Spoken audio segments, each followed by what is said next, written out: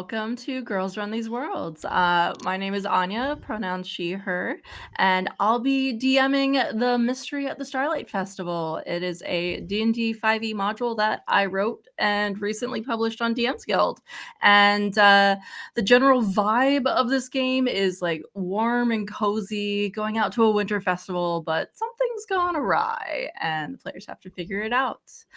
Just so you know, and I saw that some people in chat are already doing it, we have 2 PDF copies to give away, and one of the drawings is open to all viewers, and the other one is for channel subs only. So just type !festival and or !festival sub to be entered in the chat. And the drawing will be at the end of the game. And that being said, let's go around and introduce people. At the moment, we do not have a Nox. Nox is having technical difficulties, but hopefully will be able to join us later in the game. Fingers crossed. So let's start with Ark. Hi, I am Ark. You can find me at Arcanian Ending everywhere. And I will be playing Mac Callister, an arcane trickster rogue who is based on Kevin McAllister from Home Alone. So I am a tiny gnome, very whimsical. Should be fun. Yay! Okay, and then Ava. My darlings and dears, hello, it's Mother Ava here. Pronoun she, her for both me and my character. I'm playing Nevada Drogo. She is an Ice Ganassi bugbear, College of Whispers bard who is based loosely off of the Ghost of Christmas feature in A Christmas Carol. That's why I look spooky. Yay! And then Squid. Hi. I'm the Never Squid, your friendly neighborhood squid person. You can call me Nev. I'm at the Never Squid on all the social medias. I use she, they pronouns. Today I will be playing Kara Black, the tiefling artificer alchemist, the chocolate alchemist, because all her alchemy is chocolate. And she is based on a Black Forest cake. Yay! And bear with me, this is my first time DMing on stream, so I'm a little bit nervous, but it's going to be wonderful and amazing. So with all that being said, let's jump into the game.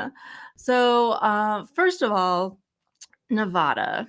Your sister Carmen told you a while back about this winter festival and told you that it is the most wonderful thing in the world. You have to go to experience it just once. The other festivals that are around the areas, they're nothing, but the Starlight Festival is the one to go to. And so with this little bit of knowledge, even, being a little bit like, okay, yeah, fine, you decided to attend the festival.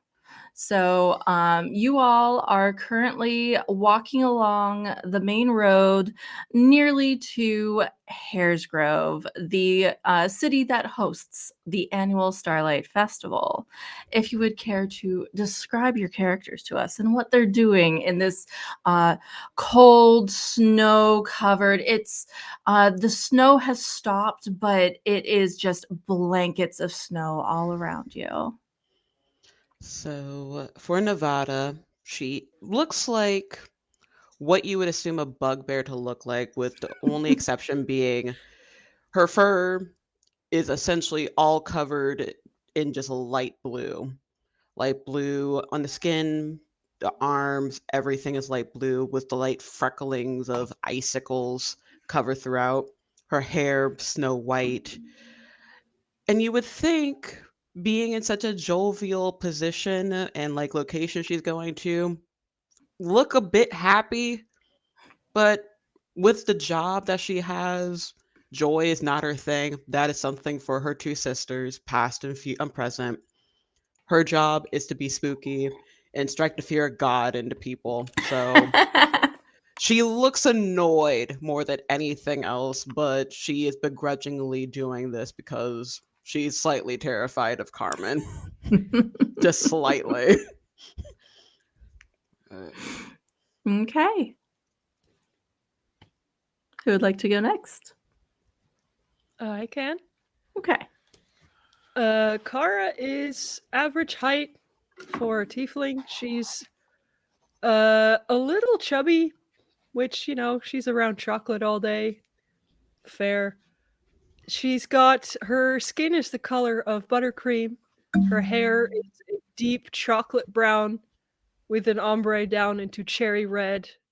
Her eyes her eyes are also cherry red, and she's wearing cherry red lipstick. She's currently still wearing the uniform for the chocolate shop that she works for. I forgot the name. Decadent Delights. There we go. Decadent Delights with the brown apron. She is floating along on her broom because she's currently tinkering with something, distractedly letting the broom just sort of follow the other two. Perfect. And that leaves, last but not least, Ark. Yes, Mac is definitely big, oversized sweater. Since I'm a gnome, this is like an adult human sweater. Just my eyes are light with joy at all of the stuff that I'm about to be able to see and ask a million questions about. Especially all the chocolates, since Kara's the expert here. I need to know everything about every chocolate that we see, just because you have the knowledge. Very valid. So, you all are making your way along the road, and you start to see a couple of buildings as you come to the outskirts of town. And then you finally get to the major part of the city, and there is a massive banner that is covering the entire roadway above you. And it says, "Welcome to the annual Starlight Festival." And there's just a general hum of happy people as you make your way into the city. There are crowds of people everywhere enjoying this crisp winter day. And as you look around, you look up, and standing on a platform high above the crowds is the Festival Barker. They have they look like they should be a Firbolg, but it's a little bit off. They have much more elongated ears. The fur isn't quite so thick. It's a little bit more a pale blue, and they shout out to the crowds, their voice magically amplified. "Come one, come all, to the Haresgrove Starlight Festival. Set your sights on games of skill, trinkets for loved ones, or yourselves," they say with a wink, "or just a warm mug of mead and enjoy a show. We have something for everyone at the Starlight Festival." And they are just calling out to anyone who will listen, just gathering the crowd in uh, to make their way into the festival.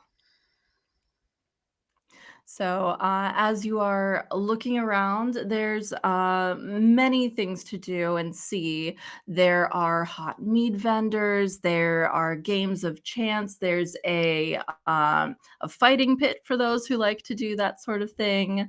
There's an interesting cart that has a miniature of what looks to be the city itself standing on it. What would you like to do? I'm confused about the fighting pit. Why is there a fighting pit at a... Is this normal for people here? Why is there a fighting pit for a holiday festival? That Oh, I makes don't no know. sense. I feel like I should be working because my whole shop is working. But If you were it, supposed to be working, would you not have gone with your shop? yeah, they So gave me the day off. so similar to me, you are supposed to be enjoying yourself. Yes. All right, then don't go to your shop. Nope. I probably will at some point, but it's fine. You guys are making What it would you sound like like to do? it's difficult to have fun. Look at all this stuff. Work is fun. You know my job. My job does not describe fun. If you wanted fun, talk to Ghost of Christmas Present, not Ghost of Christmas Future. I I get mean, to tinker with stuff and make chocolates. How is that not fun? okay, you make a good point, Kara. That's pretty solid. But Although I I should also say think pranking people's I fun. So I should say they gave me the day off because I may or may not have made an alchemical concoction of some kind that may or may not have caused an explosion of some kind. I want to know more. I'm morbidly curious. What in wonderful heavens did you do? Nothing really. I was just trying to come up with a new kind of chocolate. Sometimes it works and sometimes it blows up in my face. Quite literally. I'm imagining like pop rocks, except they explode more than you meant them to.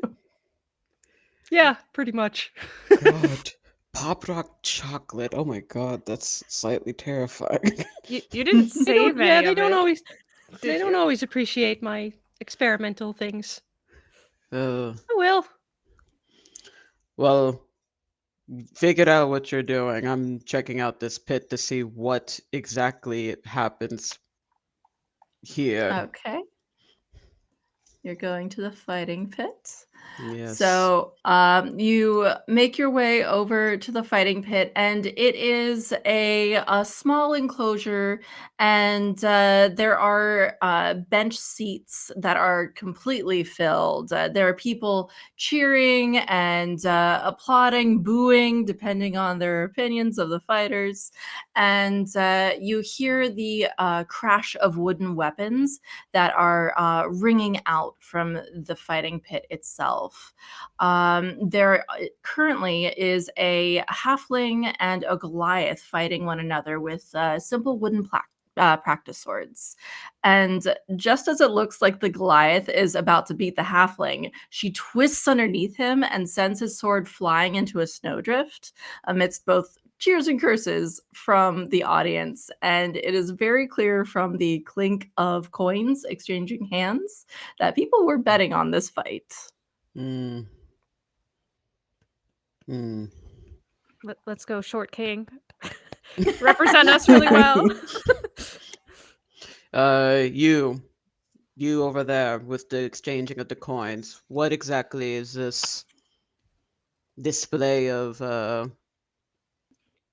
weaponry, marksmanship? What exactly is this? And you catch the attention of an elderly elven woman, fine wrinkles along her cheeks, and her she clearly has some smile lines, and she has her hair bundled up in a tight bun and is like thickly wrapped around with scarves and shawls, and she looks at you and says, why, it's a perfect way to practice your weaponry without actual combat. And you make some good money if you know the fighters. But why during a festival like this? I was under the impression that you wouldn't want to encourage this type of thing, or maybe I'm just not from here and you all do things differently. Oh, it's all in good fun. And no one gets hurt. They're simple practice weapons. Well, maybe they Hmm. get hurt a little bit, but it's not too bad. Hmm. Is this a competition or just free reign? No, well, you have to pay an entry fee and you can fight against one of the opponents that they have at the pit, or you can fight with someone else if you want. Hmm. I wouldn't do it personally. I just like to watch. Fair enough. I don't consider myself much of a fighter, so I probably will avoid this.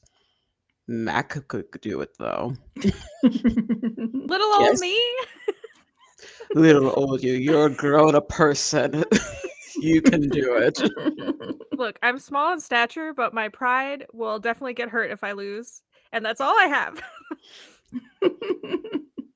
I think you should do it. We'll support you all the way. My pride, like emotionally. And if your pride gets hurt, I have chocolates. You make a really good point. If your pride gets hurt, then it will be a lesson in humility. I'm too old for lessons, as you just pointed out. So You're never too old for lessons. Never. I'm just like a little bit threatened, specifically. How about the lesson chocolate makes you feel better? That is an important one that I learned over and over again. I'd be willing to take that risk. Sure, Havasti. I can take on a Goliath. Vast. What? Okay. So, okay, so as, as you say this, you catch the attention of not the Goliath, but the what looks to be a non-binary elven ranger who appears to be running this, and they turn to you and say, "You want to have a go?" Does it have to be against you, or? Well, it's against me or Pathy over here. And they point to the Goliath, who just lost soundly to the halfling. I mean, is it really a fair fight if my arm is half as long as yours? What if I get like a longer sword? They're all standard issue short swords. They're wooden, and the way the competition works is that you will fight until the other person cedes the fight. So you can either get the weapon out of their hand, or if they say no more, I'm done. Okay. Sure, let's go for it. My friends are encouraging me to choose violence, so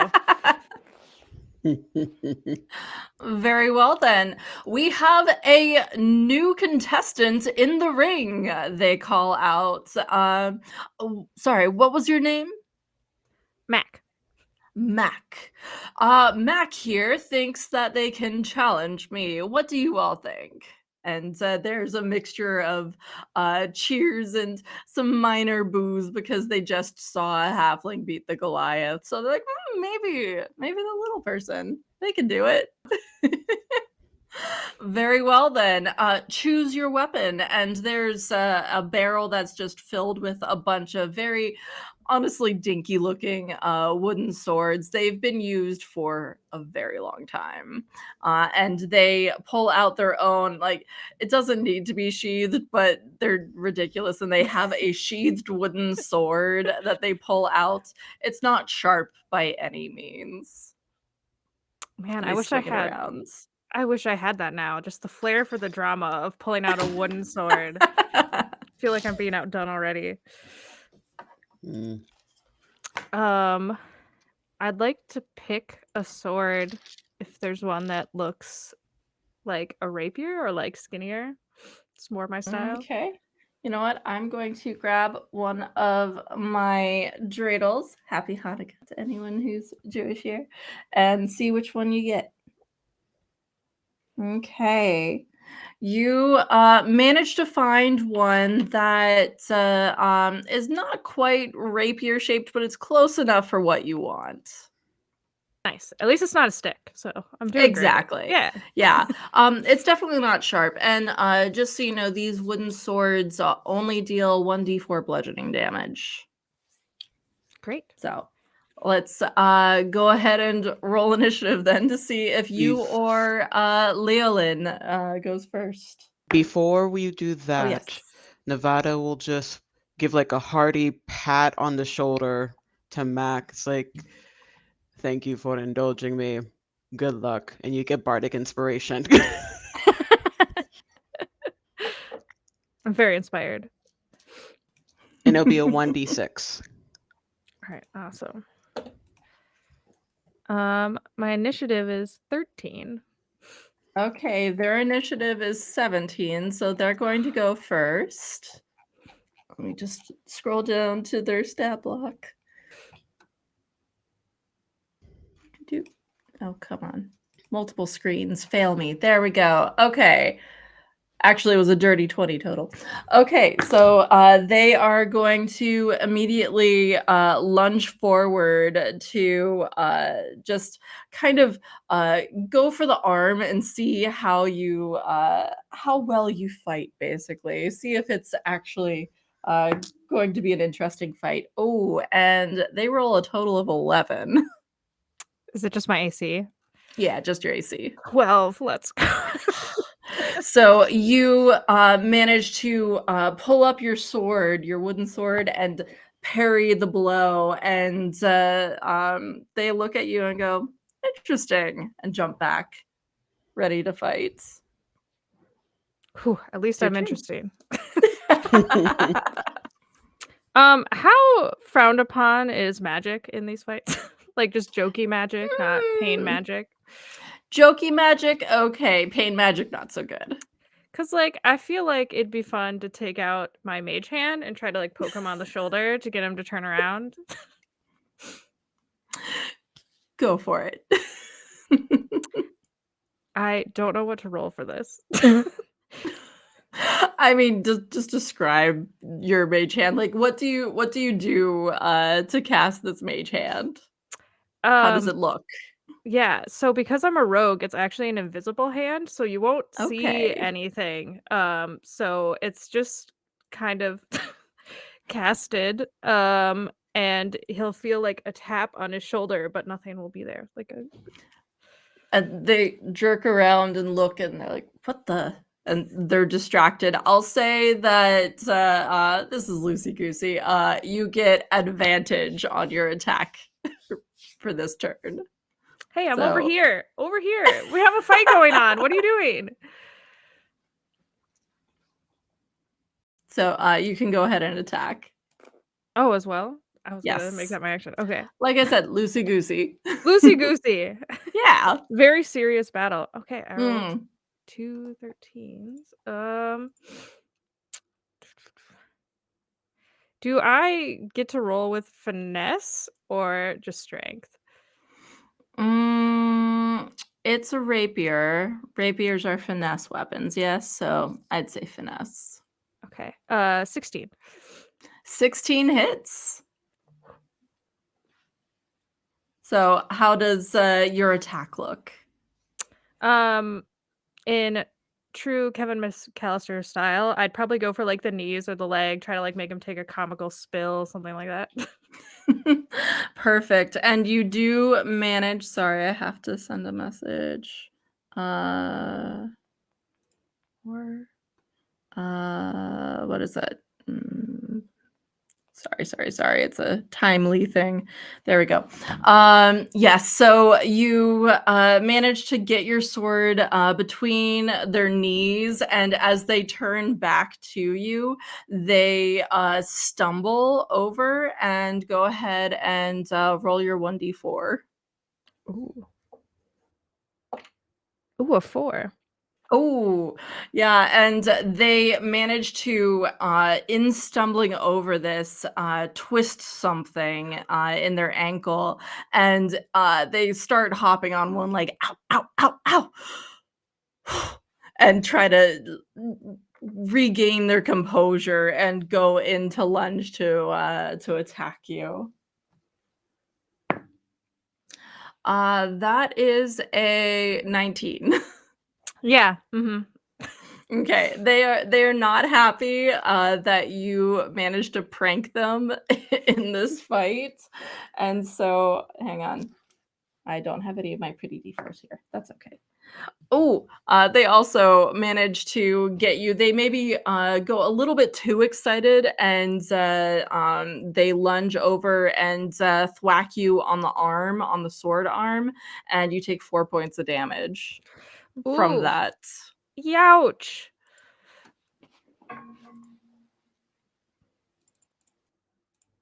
Oh, my livelihood. It's really 4 And points to pride, I think. and they say, just remember, you can quit at any time. So can you. How's that knee doing?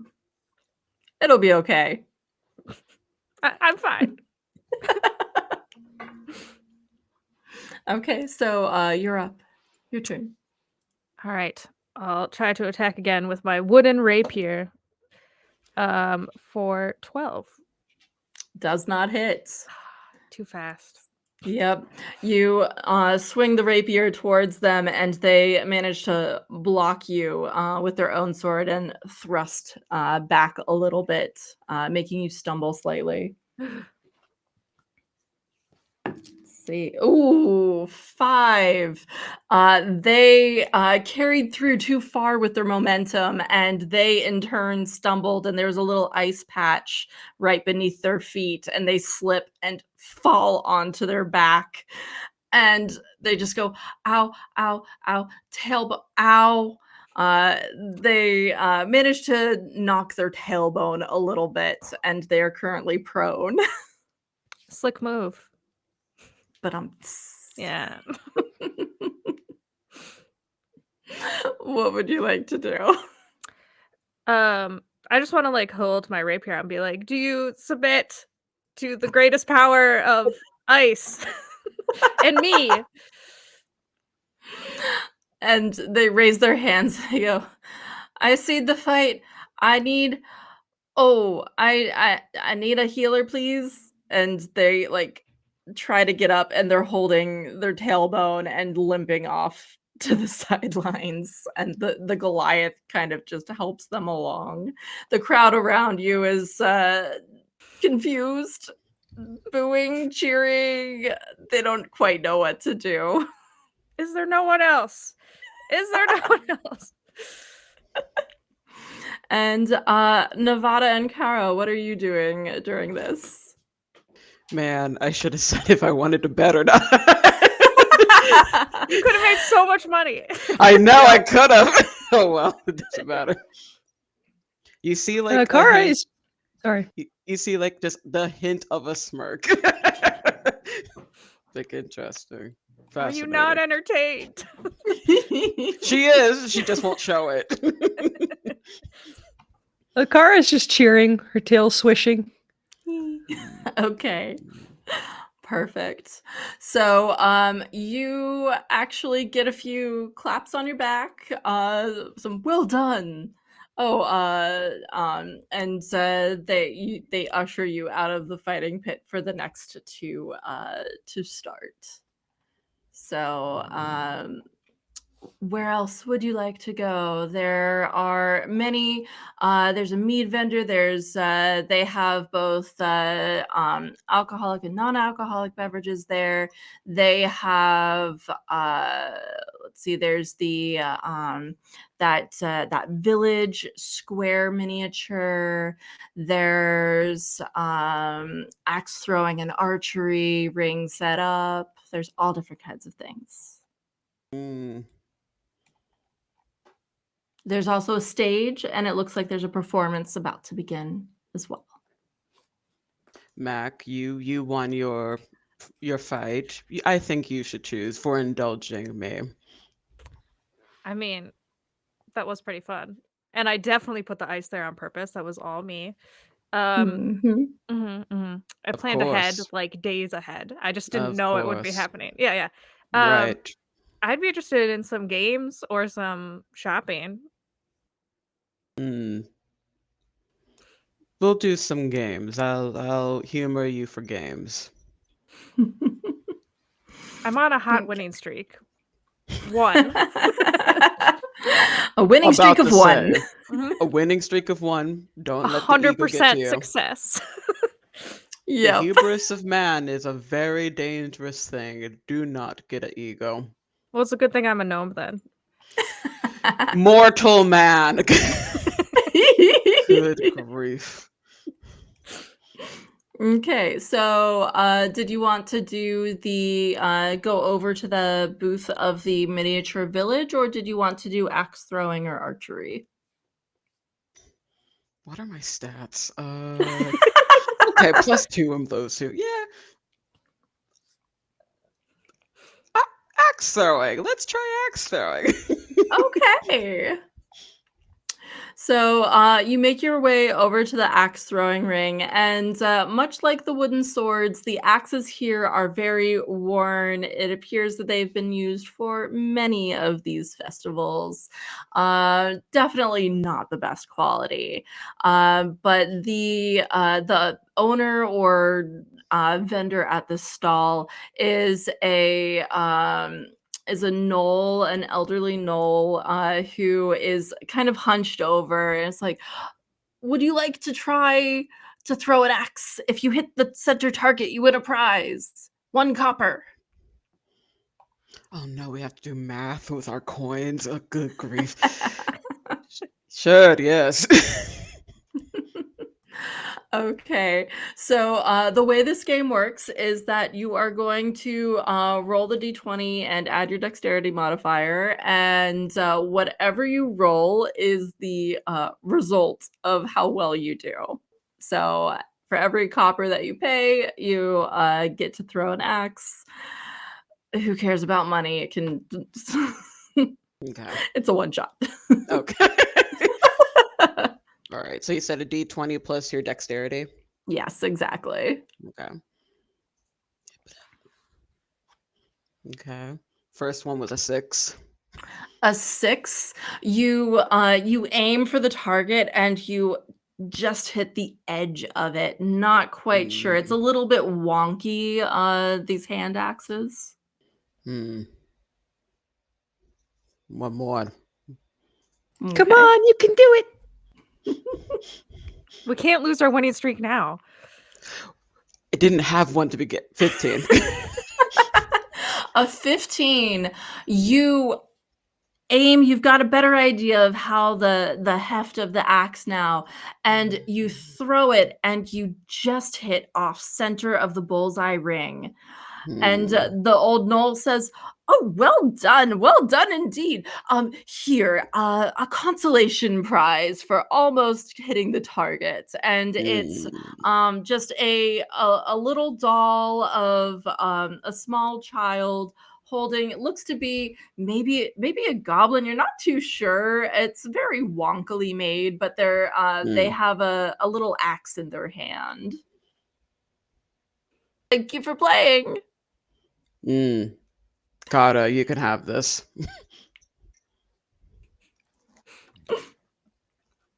It's just what every child needs, a weapon. Mhm. Mhm. Yep, Of course. exactly. Of course. How else are they supposed to survive in this world? Mhm.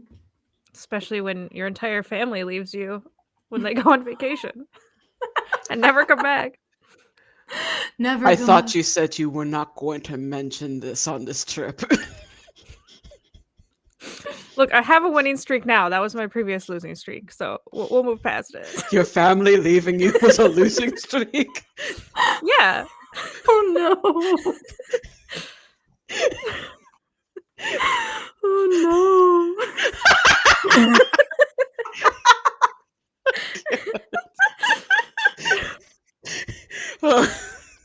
You Well, okay there? I've never seen you laugh no. so much at my pain. It's just so depressingly hilarious. I apologize for that. I will. I'll buy you something to drink as an apology for laughing at your sorrow. Well, there is a mead cart if you wanted to go over to that. Let's go over there. Oh god. My losing streak was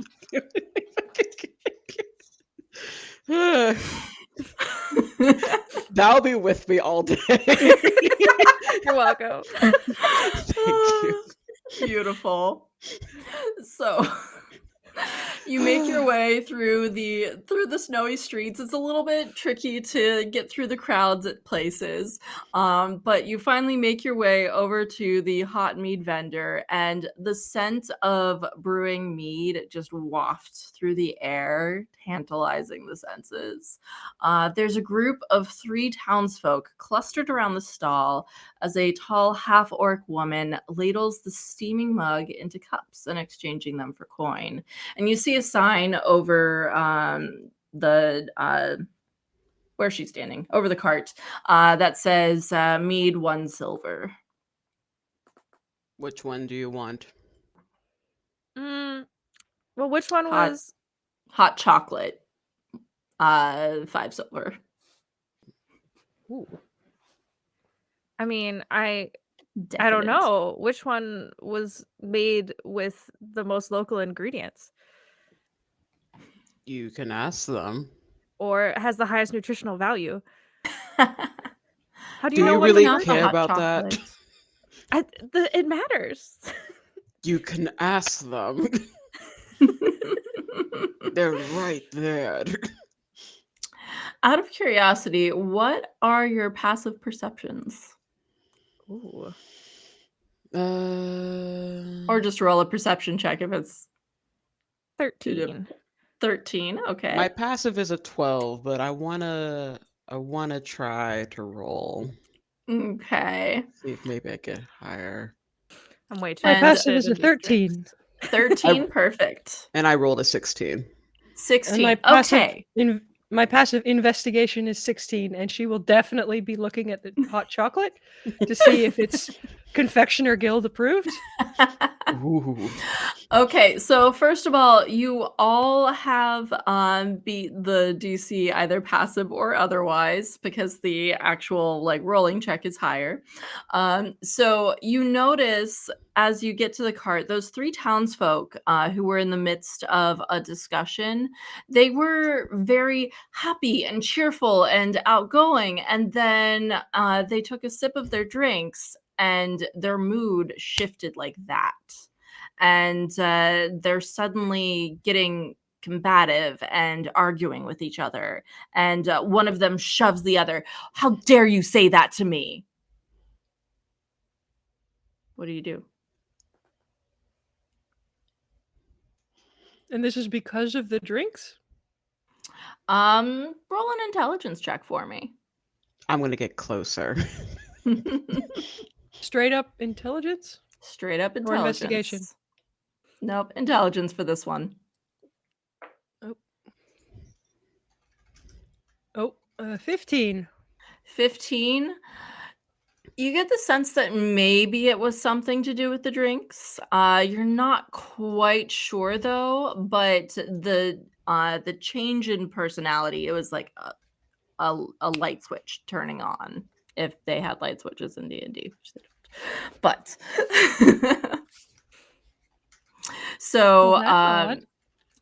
and let me see. Okay, and as you are looking at this scene and what's happening, the people blink as if waking up and they say, "What were we talking about? Hey, come on, let's go over here." And they wander off as if Hmm. nothing had happened. What food and drink did they have in their hands? They had the cups are different. They had the mead specifically. Hmm. Curious. If I was a different type of spellcaster, I would have done something, but oh well. Kara will, if it's okay, take 10 minutes to cast Detect Magic. Sure, you can take 10 minutes. You might need to find a quiet place because this is a very busy street. So going off to the side next to a building would probably be enough to get out of the main thoroughfare. As for you, Mac, I think maybe sticking to the hot chocolate for now, because it seems that the mead may be special. Special Unless you- good? They just tried to fight each other, so unless you want to have an open brawl, go on ahead. I recall you just telling me that fighting was good and that I should do it. That There were was in the lessons to be context learned. of protection for children, not just open brawling. All right. Hot chocolate sounds good anyway, and I have a million questions about this hot chocolate. So Mac will run up to order some hot cocos for everyone. I'll Okay, pay and for it. and the tall half-orc woman looks down and says, "Oh, what can I get for you?" Is this hot chocolate approved by the Chocolate Artisans Guild? Sure, honey. Sure. Where do you source your chocolate from? From one of the shops around here in town. Oh, okay. How many calories are in a cup? Genuinely no idea. Hmm. Is it more delicious than other hot chocolates? I like to think so. I'm Okay. drinking it the whole festival, and that's several weeks. So, Um, how many do you think I could fit in my arms if I were to walk away with as many cups as possible? I get the feeling that spill on you, so I wouldn't go for more than 4. Okay, I'll definitely take 4. All right, that's 2 gold. I will hand her 2 gold and say, "Keep the change." And then Pretty I sure there's no ass change. Yeah, yeah. I hope these are just big steaming mugs where I can walk back with just, like, my eyes huge. So, to you, they are huge mugs, but I wish I had one of them with me. They're like this big. That's They're rather adorable. small. They're like 12-ounce cups, maybe 10-ounce cups. But to you, they are very large because you're tiny. No matter look, I got you one with your money. You're welcome. Thank you so much. It is deeply and utterly appreciated. Are you drinking the other 3 on your own or I mean, one of them's for Kara. okay. The other 2. Okay. She'll take it. Okay. And do you drink it? She sniffs at it and just like cautiously sips at it. It smells and tastes delicious. Yeah. I prefer Probably have darker had better from Kara, but you know. I Kara, prefer darker while she's chocolates. like Kara, while she's tinkering with something to do the ritual for detect magic, will just sort of casually, distractedly reach into her bag and top each of their hot chocolates with just a little bit of cinnamon. Ooh. Makes it even better. Still prefer bitter chocolate, but this is fine. Okay. So let's see. You enjoy your hot chocolates. They're warm and satisfying, and you now have 4 mugs that are they have the Hares Grove Starlight Festival written on them. It looks like they were hand painted, and you can keep them if you want as souvenirs, or you can return them for a deposit.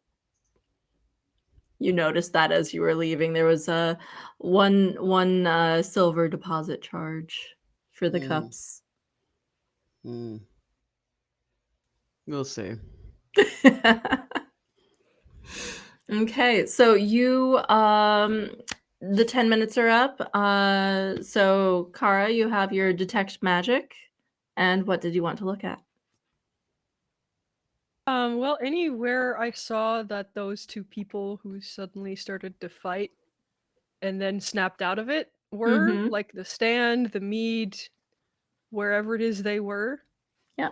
So, you are looking around and scanning the area with the mead cart, and you notice as that half-orc woman is, pouring the mead into cups for people, there's a glimmer of magic in the mead itself as, she is pouring it, and it continues to glimmer slightly, in your vision. And then besides that, Mhm. there's magic all around you, like, there are globules of light that are lighting the area. It's about midday, but still just for atmosphere, they have these globules and they're slowly pulsing different colors. Okay. Kara tries to put on her best sort of official face Mhm. and walks up to the mead stand person and "Oh, goes, hi, honey. What can I get for you?" "Is that magical effect in the mead approved by the Festival Guild?" And I like to think that her ritual, because she's an artificer, it's like these temporary little the pince nez or whatever it's called Mm. on her eye that poofs out of existence after the spell stops, basically. I approve of this. I love it. Beautiful visual. So, she looks down at you very confused and says, "Honey, I don't know what on earth you're talking about. There's no magic in my mead." Yes, there is. The spell says so. "What spell?" Detect magic, she says, like, are you an idiot? She looks down at you and says, "Honey, trust me, I have not cast any kind of spell on this mead. It's just simple mead. Where'd you get it from? We make it at home and bring it on in." I want to vibe check her. I want to insight check that. Go ahead and Same. roll an insight check. Same. Both of you can roll it. She's just a simple brewer. What's not to believe? 13. 12. Yeah, you get the sense that she thinks she's telling the truth. Hmm. Well, there's certainly magic in there, so can you maybe tell us where it's made? Like I told you, we make it at home and bring it on in. It's pretty far away out of town though. Are No, you but the if you only one want, that touches it? Or does anyone else touch it? well, me and my boys do, and she gestures, and you see that there are two more half orcs who are just kind of hanging out in the back, chatting with each other, and they're drinking the mead themselves. Hmm. Is the Interesting. mead they're drinking also have the magic in it? Mm-hmm. Do they seem to be changing, or are they still?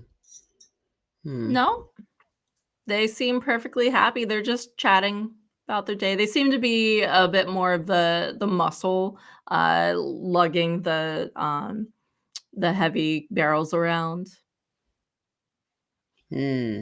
Curious. I'll take a mead. I wanna know what this is. Go for it. So it's 1 silver for the mead plus the 1 silver deposit. Yep, that's fine. Yep. It's a one shot, who cares? Mhm. So, she pours you the mead. She's looking a little confused, and hands it off to you. She's really not liking that you're accusing her of doing something to her drink. She's pretty proud of it. I'm not doing it. I was just trying to verify things, but okay. Okay. I mean, I'll drink it.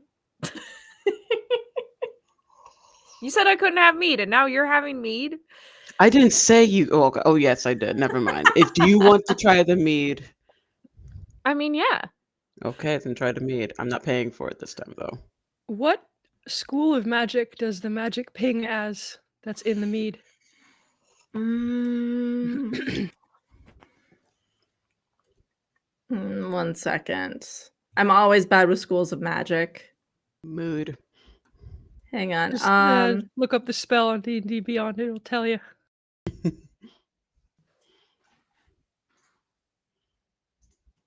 Oh, it pings as enchantment. Okay.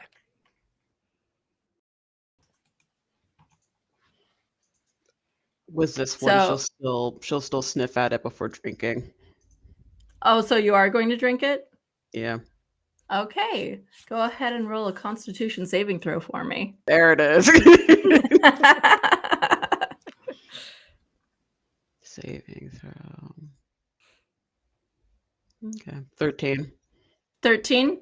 You Mhm. drink it and tastes really good. Mm. Nothing happens. Mm. Okay. Does Mac also drink it? Yeah, obviously they're drinking it and they're fine. What could go wrong? Oh no. I'm really strong. We just discovered that. And strength absolutely has to do with constitution. Yeah. Meanwhile, I have a strength of 9, but let's not talk about that. All right. It's your winning streak. Yep. Constitution saving throw. 18. You feel fine. Tastes really good. You don't understand why Nevada didn't want you to have it. Yeah. I don't understand. I told you I was really strong. And cunningness Again, is it's another strength. Strength is not okay. As long as you're happy, dear. strength of spirit. Kara, do you want one? No, there's definitely something in this. Yeah, there's mead in this cup. There is mead. No, something magical that's not supposed to be there. There's an enchantment on this drink. It's delicious though. It's enchantingly delicious. Yes. Well, unfortunately, none of us failed to save, so we can't tell you what happened. I mean, what? We would have been the boss if Nevada was suddenly uncontrollable and angry. Like there's nothing we could have done about that. It would have been very interesting. Oh, come on. I haven't unalived anyone since. How old am I? Don't worry about it. Don't worry about it. So, as you are having these discussions, you are kind of like you're against a wall, kind of leading out to another street that goes on to another section of the festival, and you begin to hear muffled screams, and they get louder, and a cluster of townsfolk come running in your direction. There are two axes and a strong bow in the air, aiming to attack anyone in their way. And I would like you all to roll initiative, please. The heck? Okay. Okay. Dirty 5. 20. Oh my god, I rolled so bad. How the heck did I roll 14. that bad? Hang on one second. I need to scroll down. There we go. Dex is that. Cool. Okay, so sorry. Did anyone get above a 20? I just got a dirty 20. Okay, cool. So Nevada is at the top. Okay, and then what did Kara get? 14. 14, and then Mac? 5. Okay. That's what you want out of your rogue. Yeah. Is it? Okay, well, they did all roll above Mac, but that's only because they have modifiers. Oh, geez. Hang on one second. I can math.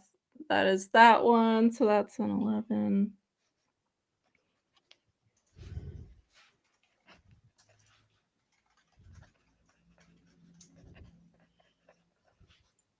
Okay, doesn't matter.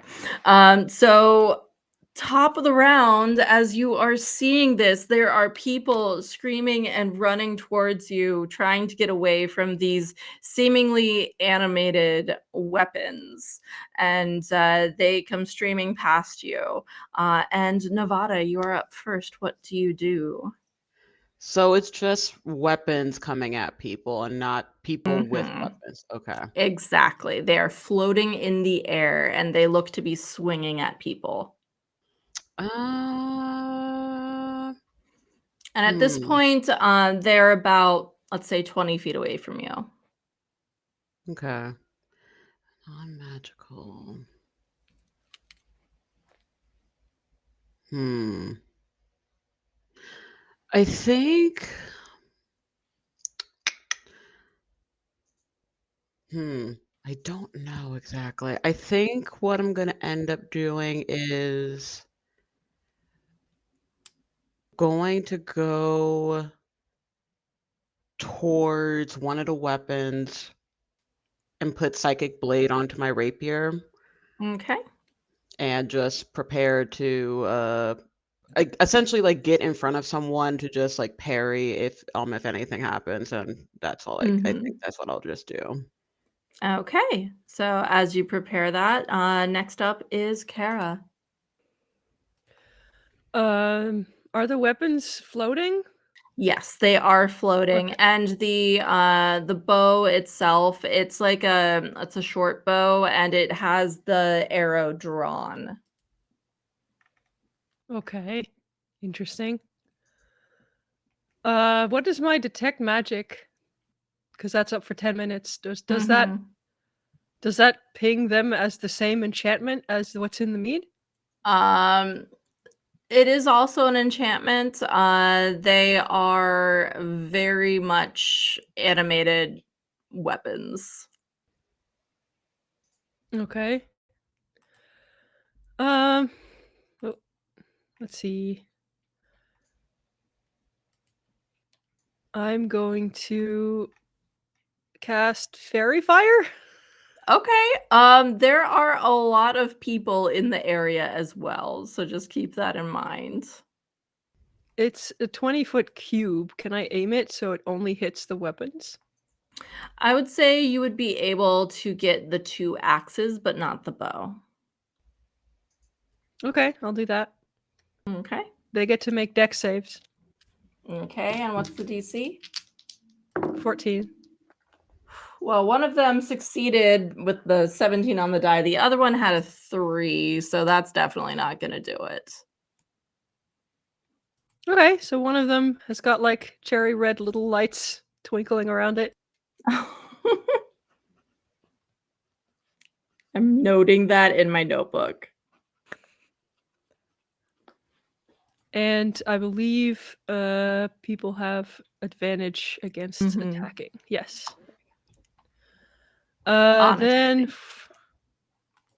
for do I have bonus actions? Not really. So that's it. Okay.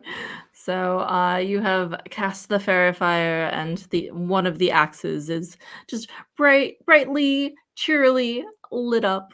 And next up is the bow, and it is going to take aim at, Kara because you seem to have done something. So it is going to aim and shoot at you. That's not gonna be anything. I highly doubt that a 9 hits you. Nope. So it shoots the arrow at you, and it just goes right above your head. And when you think that it is about to shatter on the wall behind you, you hear a little chuckle in your ear as the arrow is taken and whizzes away and is reloaded back into the bow. Okay. Hmm. Carl will point that out to the others. And I just want to check one thing with that.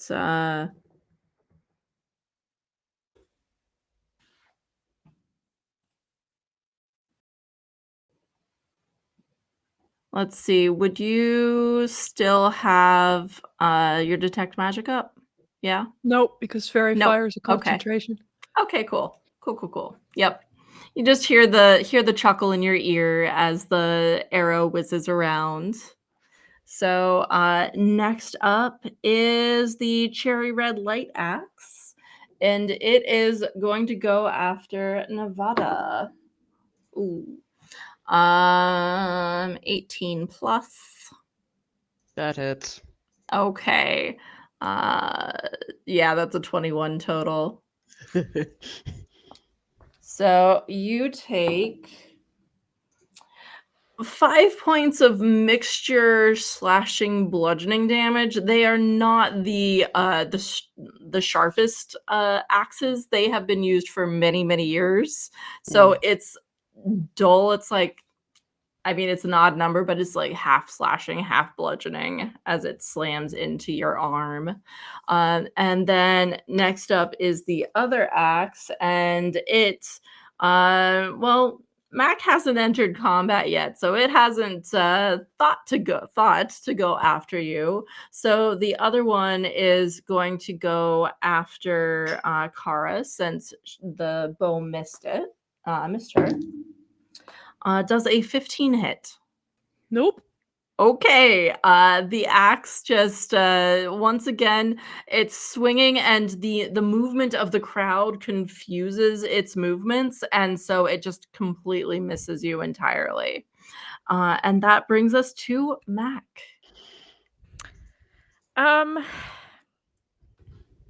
Okay. I think what Mac is gonna do is create a silent image um of I was just deciding if I want it to be a giant sign that says no weapons past this point or like something actually scary. What does your heart say? I feel like we need the giant sign. Yeah, Yeah. my vote is the giant sign. Yeah, no weapons beyond this point. It's not allowed in the festival, so I'll put that like up to where the closest one is so they can't go past it and run up to Okay. Nevada to actually help, but cast that first. So you're trying to convince the weapons that they're not allowed past that point. They're not. Can you read the sign? I'm assuming weapons can read also. Oh, absolutely. Weapons are like the most prolific readers of all time. They have libraries and libraries of books all about how to be the best weapon you can be. Sometimes they have eyes. Pokemon has taught me that. I mean, they could be mimics. It could also be mimics. Why would you say that, DM? You're level 4, it's fine. It's fine. Okay, so Mac, is there anything else you can do? No, I feel like I should add an italics at the bottom though. This includes mimics disguised as weapons. Actually, I'm going to have you roll a persuasion check for me. My sign is very persuasive. With disadvantage. Oh, okay. Because they're weapons. 11. 11. Okay. Just gonna make a note. It wasn't the worst sign. It could have. No. Okay, so is that everything you can do? Okay, so you have this glowing neon sign, no weapons allowed beyond this point, including mimics who look like weapons. And we are back up to the top of the round with Nevada. Cool beans. We're gonna do a hitty hit on the cherry red axe. Okay, so with advantage. All right. So the first one. Okay, much better. Because the first one I got was a 1, but Oh no! this is a dirty 20 to hit. Oh, that absolutely hits. All right. Let me just double check the psychic blade thing. Okay.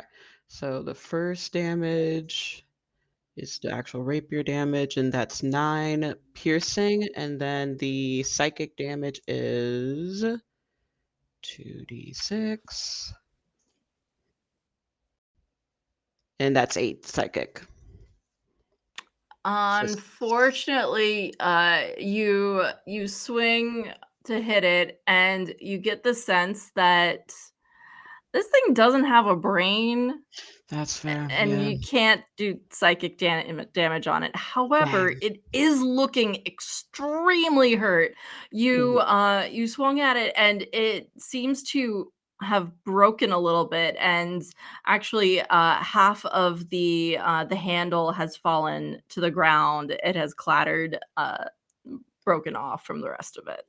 Of course, I'm a fool. They don't have brains. Darn. But they can definitely read, so it wasn't a Mm. bad guess. Honestly, I kind of figured it was something about maybe someone controlling it behind the scenes, and I hit them with the psychic damage. That was the brain book. Yeah, me Hey, too. They're I mean, kind of flimsy. it's a good way to think of it. Mhm. Okay, is that your whole turn? Yes. Okay, so next up is Kara.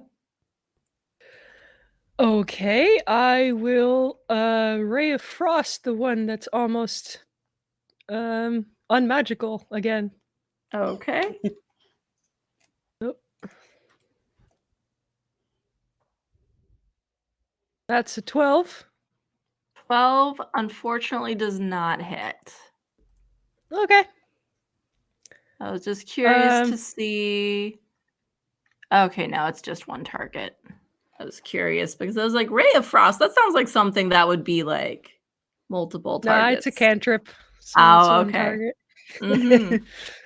I've never used Well, it before, so Kara is going to I don't really have anything I can do for bonus actions because I don't have any of my infusions Mhm. prepared, so well, I mean, we can say that you have some of those prepared. nah, I don't care. later. Okay. After combat. It's fine. Okay. So then next up is the bow, and it is going to shoot once again. I'm going to say it's going to shoot at Mac because it doesn't like your sign. It can read. I was about to say, so it can read. Cool. You don't know that. I'm just saying it. Oh, that's cocked. Ah, the cocked one was better. 6. I am a little bit more dexterous than that. Yes. Barely. So it shoots the arrow at you and it whizzes past your ear. And once again, that chuckle noise that Kara heard goes by your ear as the arrow is snatched away and brought back to the bow. That's its turn. So the severely injured axe is going to go after Nevada because she attacked it and hurt it. Oh my god, I rolled a natural 20 on a severely injured axe. Oh, okay. It's okay. I'll be okay. Well, if it makes you feel any better, I rolled a 3 on the die, so that's only 6 damage. Okay, that's fine. So 3 slashing, 3 bludgeoning on that. Half and half.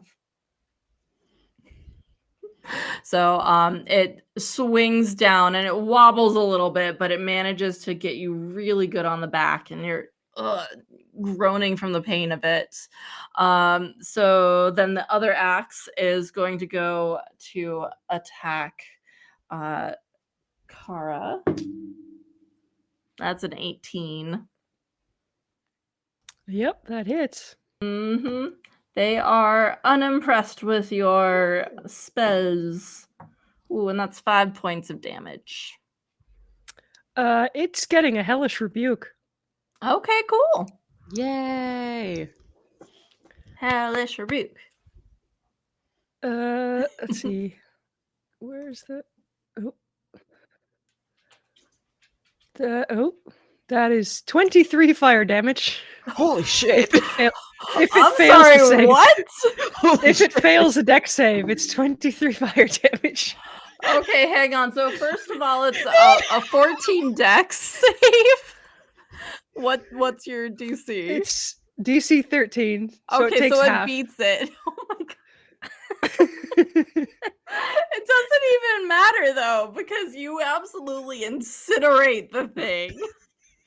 So it hits her, and she just like her red eyes just light up in flames, and she points at it, and it just explodes my in fire. God. I can only do this once a day, but You know, it's worth it. We love a petty spellcaster. That was Amazing. These things do not have a lot of HP. Y'all. Okay. I feel a little bit broken myself right now. Mac, it's your turn. Okay. Mac will engage the bow if it's Mhm. close enough for me to walk up to. Okay. Yeah, it's hovering just about, like, 7 feet up in the air, so hypothetically, maybe you could reach it? Like, the midpoint is 7 feet, so I'd say for short bow, yeah, the lowest point is 5 feet. I'm like 3 feet Short? tall. Yeah. Oh, no. It's fine. I have daggers, so I'll just get underneath it and chuck a dagger at it. You can absolutely do that. All right. That is 16. 16 hits? Yes. All right, 4 damage. Excellent. Cool. So that's that. Okay. Is there anything else that you can do? Yes, I can do my other dagger for my 2-weapon Mhm. fighting.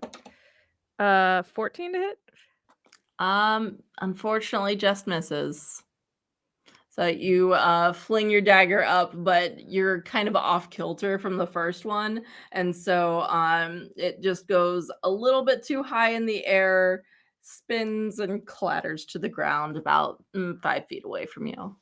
Yeah, I meant to do that. It's just Hmm. just testing. Just testing you. Okay. So that's the end of your turn. We are back to Nevada. So right now, one axe, or is it the bow that was disintegrated, essentially? One was disintegrated, one is like barely hanging on there, and then the Mhm. bow is a little bit hurt. Okay, we'll try to finish off the other axe then. Hmm. Stab it with a rapier again. Okay.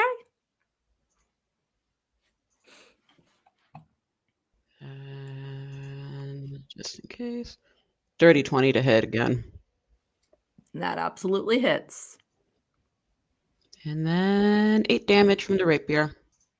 Honestly, you didn't even need to roll damage because it had 1 HP left. Dang, if it only had a brain.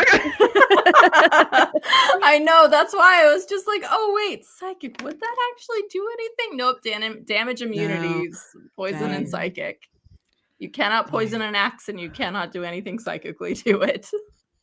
The Oh more well. you know. The more you know. Well, that's one taken care of. And then I think from where I'm standing, Mhm. how far is the bow from me? I want to see if I need to move closer. I'd say you're, like, 15 feet away from it. Okay. And are they angle? Okay. This is going to be future, just in case future wise. Uh-huh.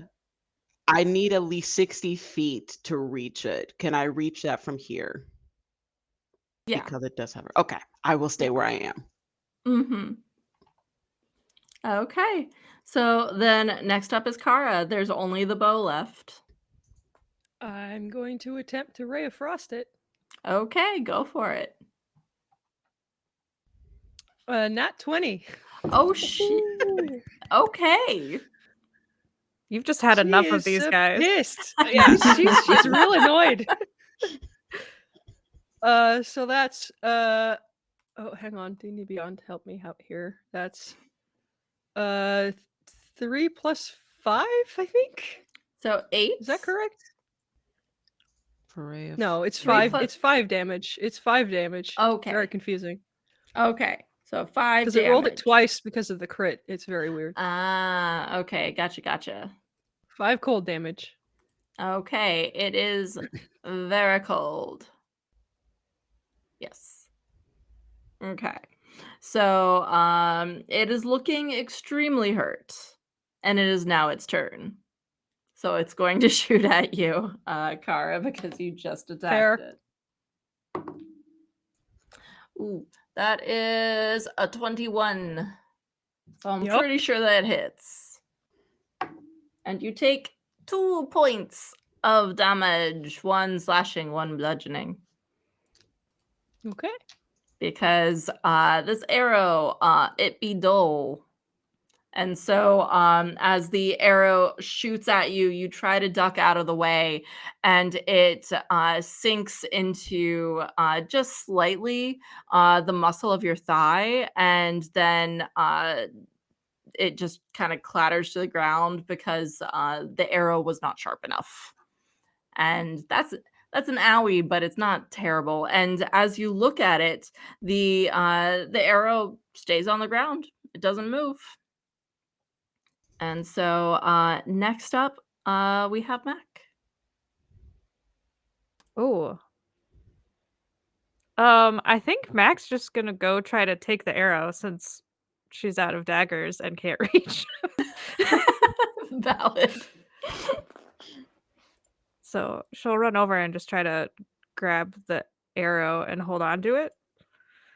Mm, You pick it up, and easily enough, you can hold the arrow. And as you pick it up, you hear a clatter behind you, and the bow itself has fallen to the ground, unmoving. I did it! I made them respect the side! And as you are saying this, you look around and you see you aren't that far away from the festival entrance still, even here. It's like one of those miniature squares in a town, you know. And you look up and there's a slow applause, and the festival barker leans over their platform and just says, "Wonderful show, very well done indeed." And you get the sense, it's really clear from their tone that they're trying to play it off as a show as part of the festival.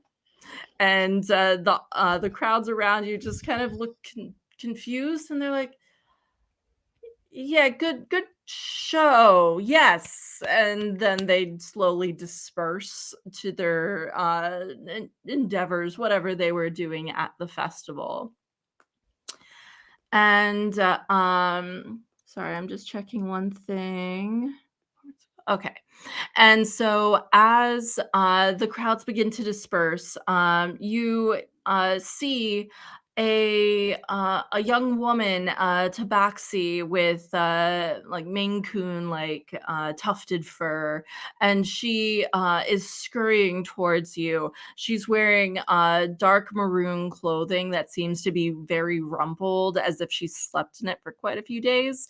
And there are scrolls stuffed into her rucksack next along her side, and she looks very harried. And she comes up to you and says, "Hi, excuse me. I saw what you did there, and I couldn't help but come over and thank you. My name is Sindara Softpaw. I'm the festival assistant. Might I have a word with your group in my office? It's just around the corner. I just wanted to thank you for your help." Does helping also come with healing? Because those Yes, things merge. absolutely. I have some health potions in my office as well. Accidents happen during the festival, so absolutely I can do that for you. Sure. Okay. So she brings you over to her office, not too far away, just like a street away. And she is very lots of nervous energy, basically. And she hands you the health potion, so you can take just a standard healing potion. And she says, So I am so sorry about that. Been some strange things happening around at the festival, and I do not know what is going on. And I am at a loss. My boss, Fencelor, went missing just a couple days ago, and I have no idea where he is. And I could really use some help to figure out what is going on, if you would be willing. Kara holds up a hand to like pause her in the middle of her nervous rambling. Yes. She takes a box of bonbons out of her bag, puts it on the table, and hands every person one. She's like, let's have a chocolate. Take a breath. Can Compliments of tabaxi. decadent delights from the confectionery guild, you know? So I'm curious because I'm not a cat owner, I'm a dog owner. Can cats have chocolate? Because she's In a real life, no, tabaxi. but she's a No. Yeah. tabaxi, not a cat. I know. I was just like, I'm gonna say it's fine. Yeah. Whatever. It's fantasy. She gratefully takes one of them and just is like slowly, and you can hear her breathing slowly start to relax as she munches down on this. This is so good. Thank you. You're welcome. So, You each get whatever your favorite type of bonbon is, by the way. oh, thank you. Yes. Orange chocolate. The bitterest of chocolates, the darkest of dark, with salt. So, your boss is missing. Yes. How long has he been missing?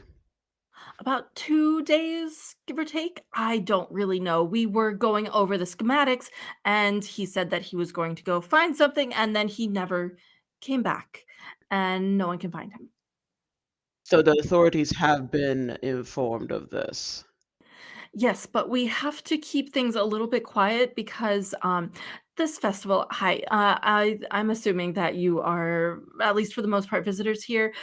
This festival is part of a multi-town competition, and we are trying so hard to beat Moss Reach this year. We really want to win the festival prize, and any sort of hiccups, anything like that, and we might lose our standing. And so everything that we do has to be kept quiet and away from the crowds because they might panic and leave or injure people. Hmm. What does he look like? Fencelor, he's a Harrigan. So he's about yay high, very big floppy ears. He's getting along in his years, so he's kind of gray around the muzzle nowadays. He he's like an he's like an elderly grandpa type. I don't know. He sometimes falls asleep in weird places, and maybe he fell asleep in a weird place that I cannot find. I'm For not two sure. For 2 days? days? Yeah, 2 days. It can happen. Tell you what, tell us where you know he went, and if you consider, perhaps, for next year's festival, to employ Decadent Delights for all your chocolate needs, then of course we're happy to help. I will happily have you as a vendor at the festival next year if you can help me figure out what is causing havoc at the festival and can stop it, and maybe finding Fencelor if I don't find him first. That would be wonderful. So you are aware that weird magical shenanigans are happening besides just the weapons. Yes, it's been going on since before the festival started. We always set up a couple of weeks in advance, and even before we opened, there were tools and ingredients going missing, things like that. Or we found them in weird places, like on rooftops, or I'm not sure. But as things have been going on, it's been getting worse, as you can tell. Wait, hold on. So you said this has been happening since before the festival started. Yes, that's right. And you still let the festival continue or not even delayed? Did you not have people who can sense these things out? Did you hire people to sense these out? These sorts of weird things always happen with festivals. There's always some strange going on, and it's just part of the chaos of setup. But since the festival actually started and people started coming to town, that's when things have gotten more dangerous. Okay. All right. Do you happen to know what direction he went to, or does he have a private office we can look through? This is it. This is Got it. it. Okay. Yes. Does he have enemies? No, I mean, the other festival organizers, but that's pretty much it. It's a friendly competition. Some people What take it was more it? seriously than others. What was it he was looking into when he ran off? I wish I could remember. There's just so much going on, and to be honest, I'm run a little ragged. Where does he keep his most Oh. important papers? In Mhm. this Um, office. well, the office is right here. His desk is right there. It's there if you want to take a look at it.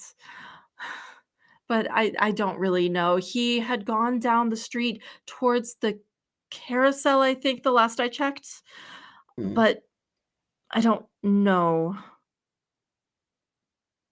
I want an insight check to see if there's been any hints of maybe holding anything back. Absolutely. Go ahead and roll that insight check.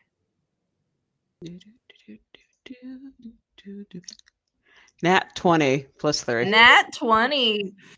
Um, the thing that she's been holding back is, you get the sense that, Fenzalore hasn't really done much for this festival. Looking her up and down, looking at the spaces, it seems like she's an assistant only in title.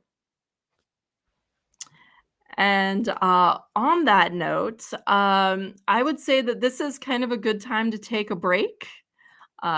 So let me see. So we'll take a roughly 15-minute break.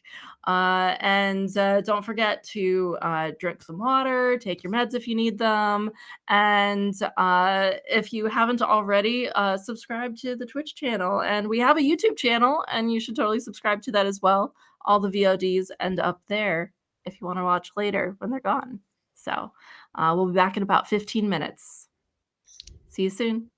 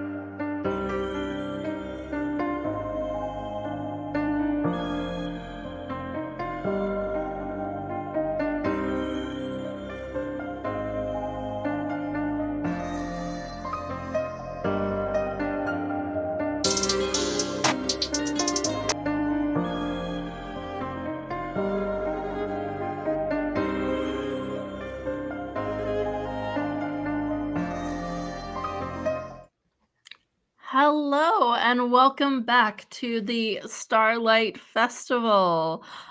We just took a short break, and we are right now sitting in the festival organizer's office as she very panickingly is asking our party of adventurers for help in finding out what is causing all of the accidents and pranks that are going around the festival and help finding her boss, Fenzalor, who's an elderly Haringen, and he went missing a couple days ago.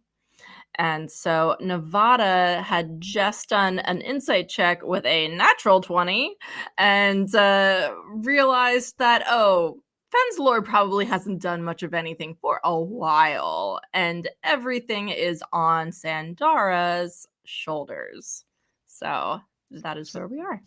Sandata, I'm just gonna level with you real quick.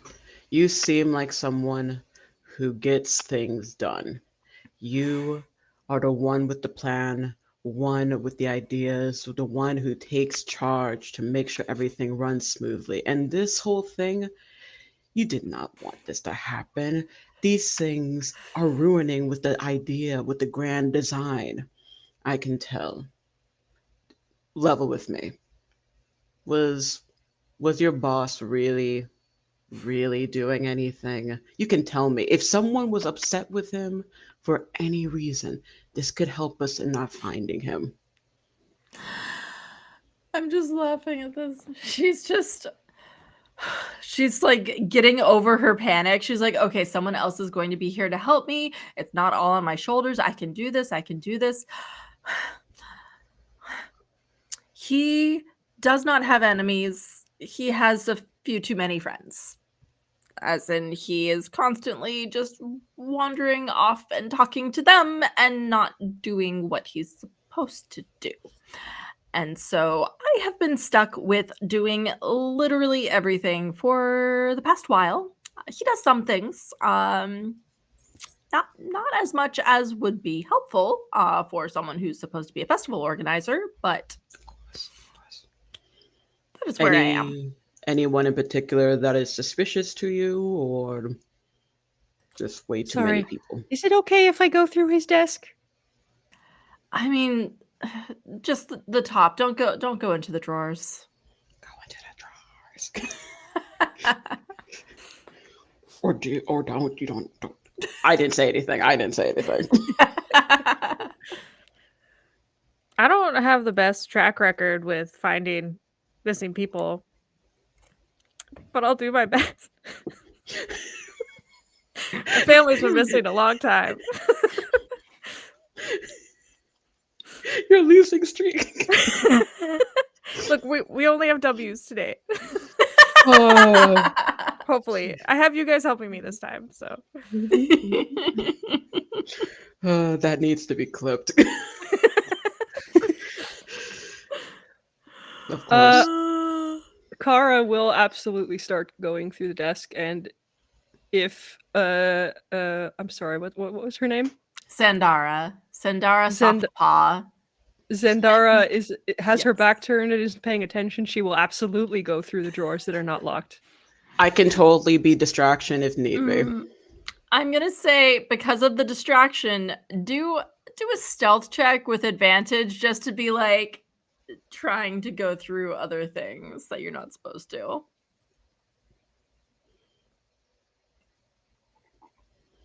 Is there any 17. preferred areas he goes to?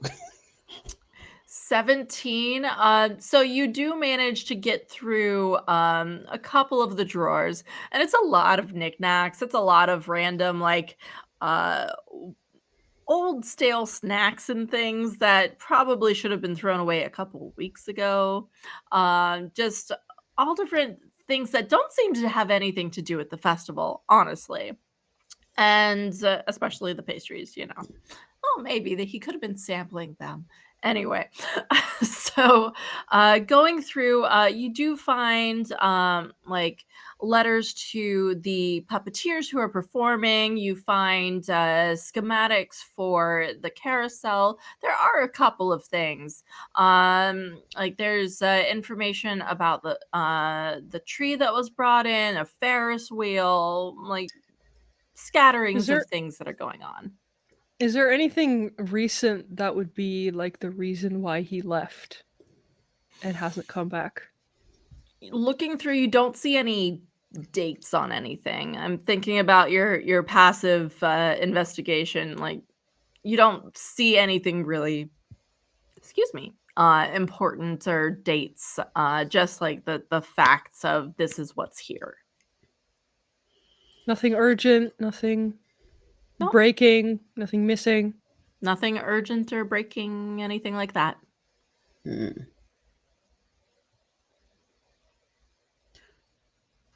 What does he frequent anything in particular? A preferred hangout? Is that the term? Hangout area? Thank you, Mac. Thank you. I mean, his old buddies usually hang out at the drinking contest, but I haven't seen him there anywhere when I've made my pass-throughs. Um, the Ferris wheel's new, this year. We didn't have that last year. I don't know if maybe he's talking to the people who are running that. Okay, so we have the area towards the carousel, Ferris wheel. Anything else that is new or maybe has a lot of magic around it that could be a center of magical shenanigans?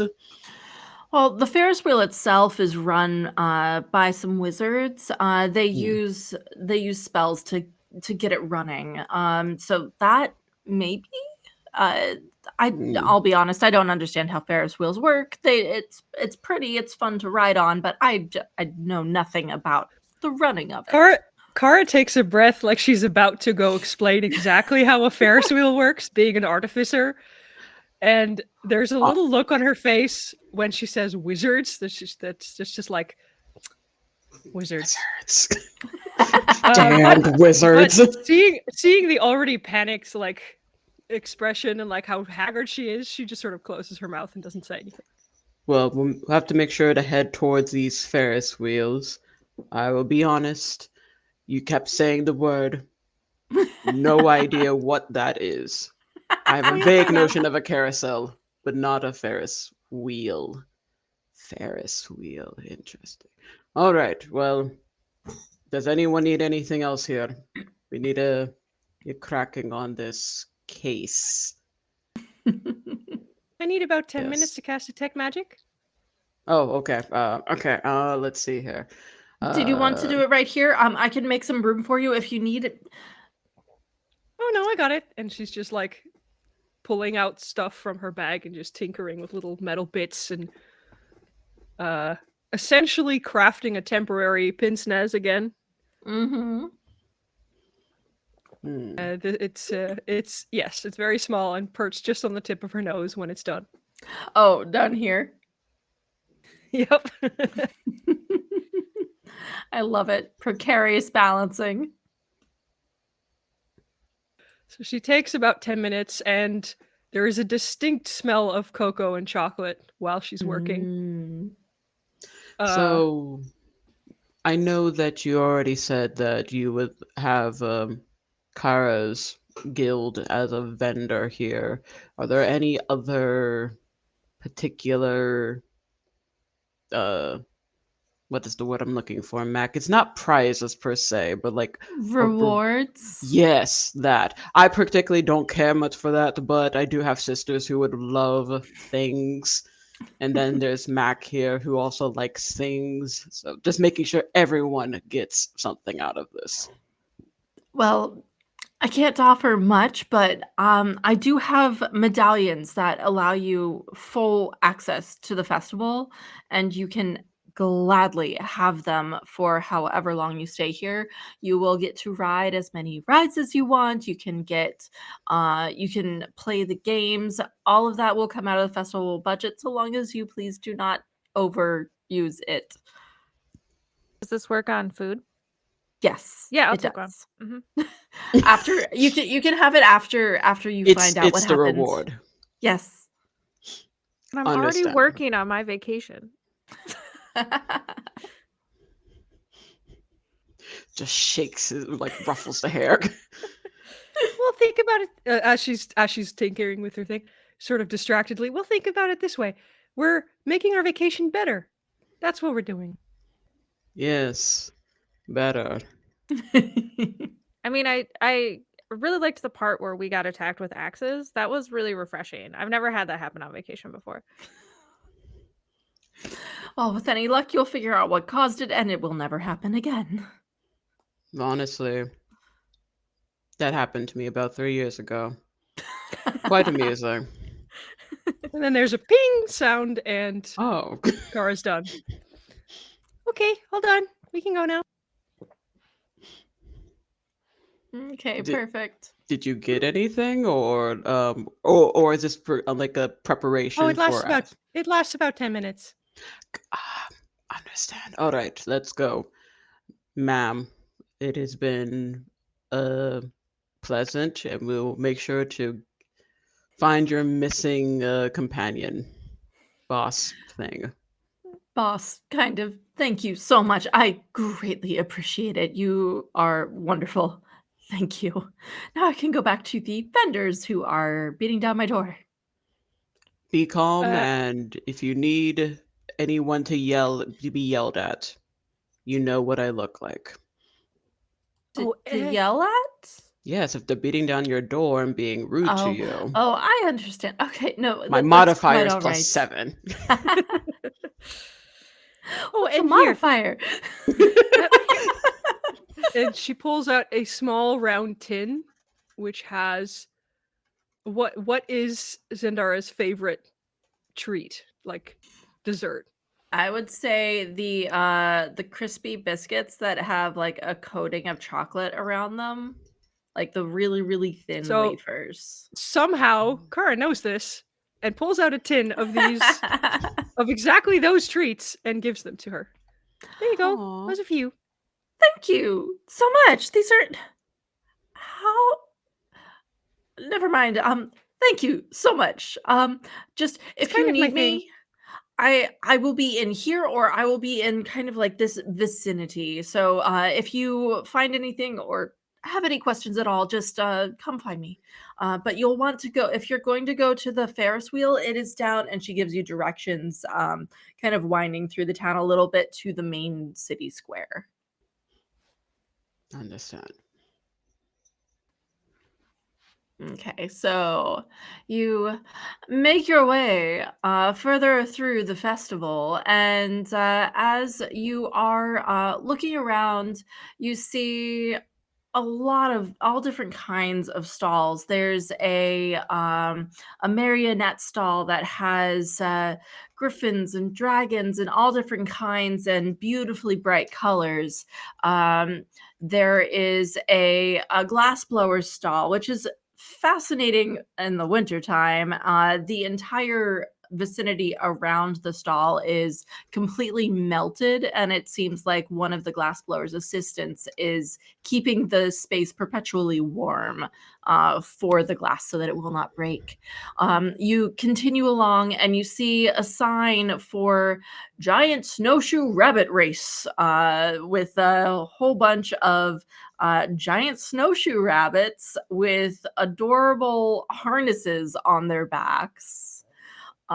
There's also a merry-go-round that you come across, and the merry-go-round is filled with all different kinds of magical creatures. There are unicorns, a brightly painted red rock, a bolette, and a silvery dragon, all making their way around. It looks to be a little bit more for children than for or gnomes or halflings, I suppose, rather than larger humanoids. As we pass, Kara is still continuing to walk at a brisk pace because her spell only lasts 10 minutes. But as we pass the carousel, she just can't help but nerd out and explain to both Mhm. Hmm. words, excuse me, to both Mac and Nevada. Yes. Yep. Brain, thank you. It's 10 p.m., guys. I'm sorry. I'm old. Um, it just sort of tries to like explain in as layman's terms as she possibly can how a Mhm, carousel works and like mhm, mhm, the bellows in the middle that are like powering the engine and the mhm. music boxes and all this stuff. And just trying to explain how it works, but inevitably there's a gap of knowledge where she assumes you know what things are and you don't, or maybe don't, I don't know.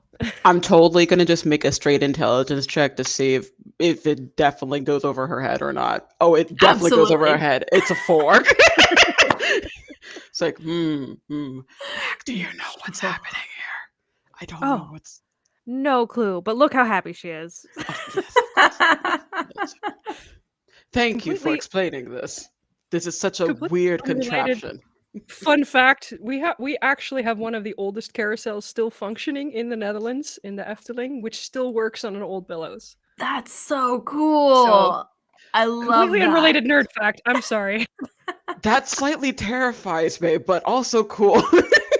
Yep. So, and as you are in depth describing this thing, you notice with your detect magic up, because you've had enough time for this, that suddenly the all of the creatures on the merry-go-round have lit up in bright, glowing. Oh, that something's been cast on them, and right as you're about to like try to get someone's attention, they start to shift and move, and they all jump off with their riders of the merry-go-round and start running through the crowds. And the people on them are screaming. They are terrified of what's happening. There are a couple of small children. There's the halfling that you saw fighting the Goliath earlier is also on the unicorn, and she's just like holding on for dear life as it's charging through the street.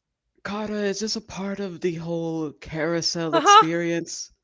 No, this is definitely the magical shenanigans. Got it. How the do do we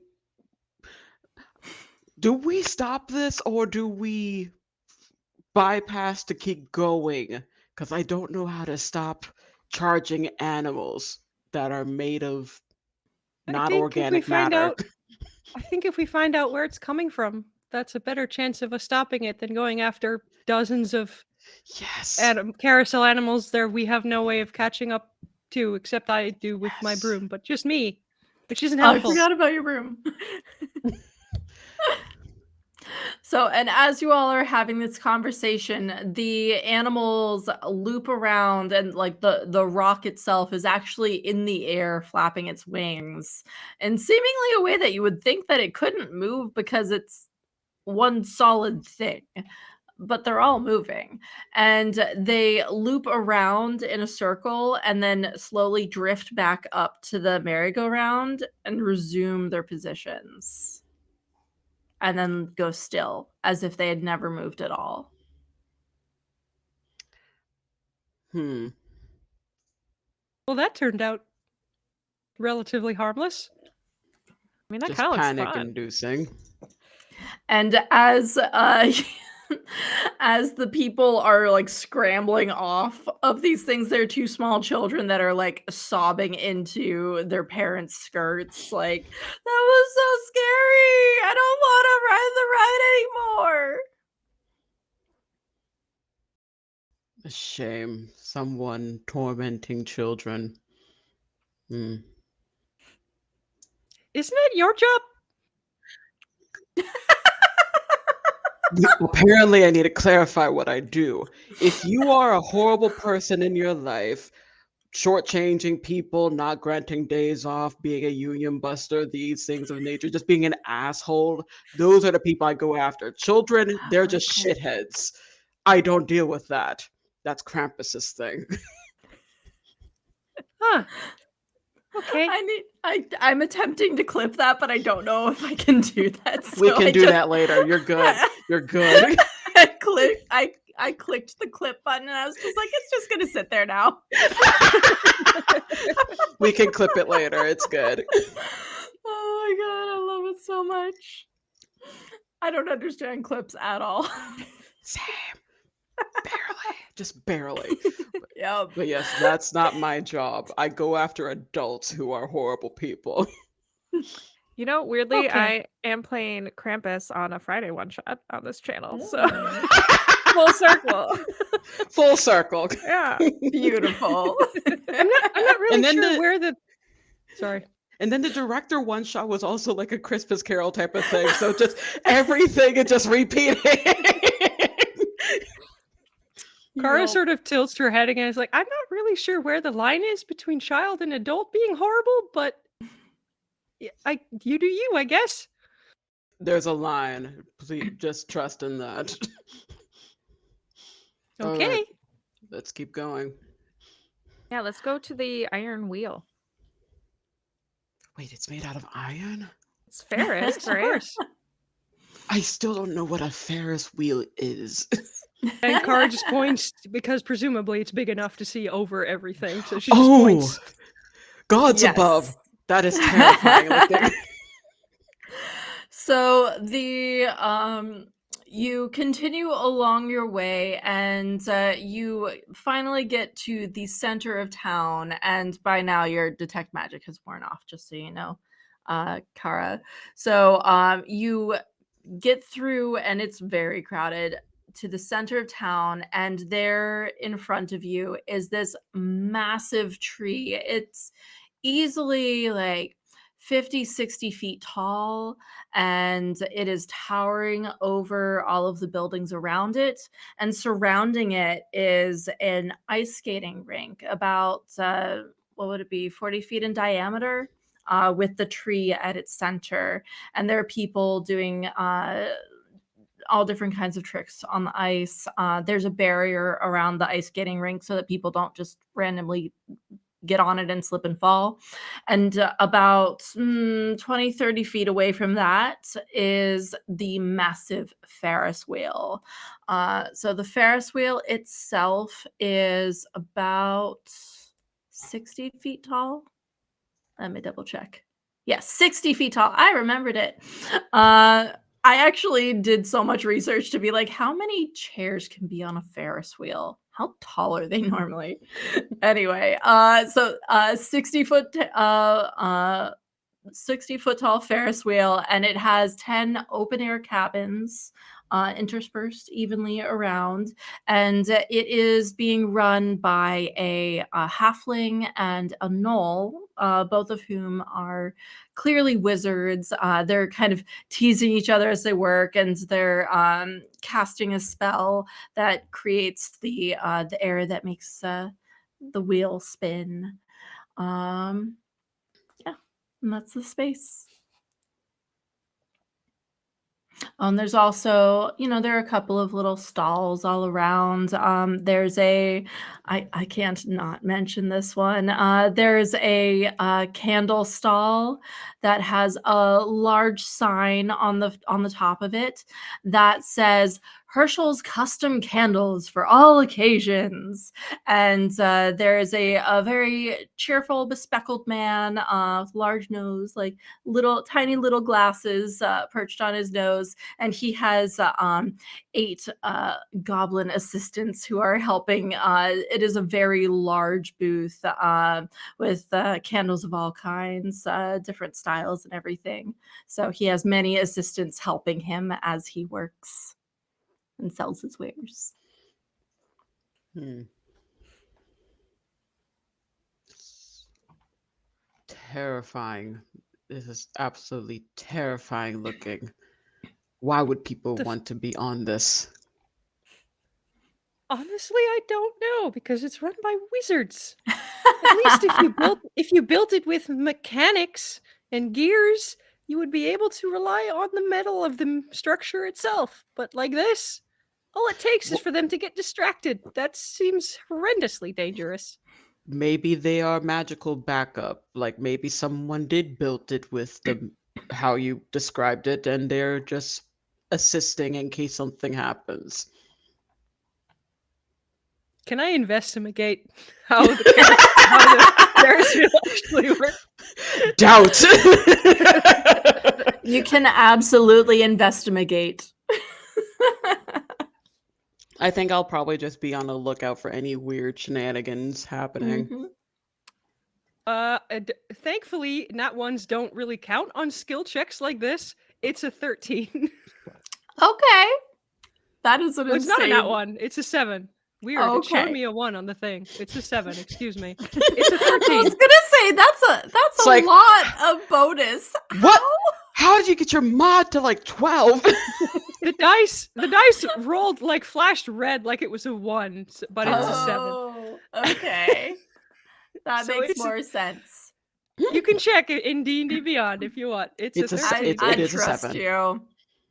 Okay, so you looking very skeptically at this Ferris wheel, you do see that it is properly constructed. It just doesn't have the okay go lever. They wanted to make it a little bit more fantastical for people and make people waste spell slots. Aha. Okay. Control. Okay. And she's like describing out loud what she sees, which again presumably goes over you guys' head, but she's still trying to like explain how it works because you asked. That was a 3, so yeah, definitely goes over my head. I love And that she's- you're rolling to see if you understand anything. This makes me so happy. I just have a flat 0 modifier for this, I want to say. So she's trying to explain it, and then she's like, "Yeah, no, they're just using the magic to make it start and stop, which I guess is better." See, not completely magically made. So that's fine. So I can ride it. Aren't we supposed to look for someone? Well, it's 60 feet tall. We would be able to see everything. And you need all the height, so yeah, go I ahead. do. I really do. Oh my god, beautiful. Sure, go on ahead. I'm not paying for you though. It's fine. I'm gonna make up all of these costs with how much I'm gonna use my medallion later. Of course, Yep. of course. And you walk up to the halfling, and he is starting to usher more people up and says, "Oh, you want to ride the ride? It is 1 copper per person. You'll go around a couple of times, and you do stop at. We make sure that everyone gets to stop at the top at least once." That sounds great. You know, I'm a bit of a wizard myself. Really? What kind of spells do you do? The most fun ones. I feel Obviously. I feel like I would cast a minor illusion of, I don't know, like a little gnome with like a wintry hat on, just like prancing around in my hand. Roll a performance check because I want to see how good this looks. Oh no. Watch them be like, you can't cast fireball. That's the most fun magic. Good Ah. stereotypes for wizards. That's a 6. Rolled a 3. It looks kind of humanoid. It's festive. It's- That's what matters. It's a very festive blob that's kind of in the shape of a humanoid with the That's pointed adorable. dunce hat. Yeah. Yep. This And- is whiz biz, wizard business. Making blobs. Very nice. Yes, that's cool. yeah, I've read He's books. he's a little bit less impressed, but he's like, I mean, you can cast the spell. Cool. So, did you want to go on a ride? Do your friends want to go on the ride as well? You guys cut me. There's room. Try.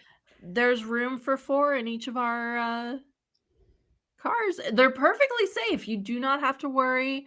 Everything is secure. You will not get injured. Kara is Okay. taking her broom with her.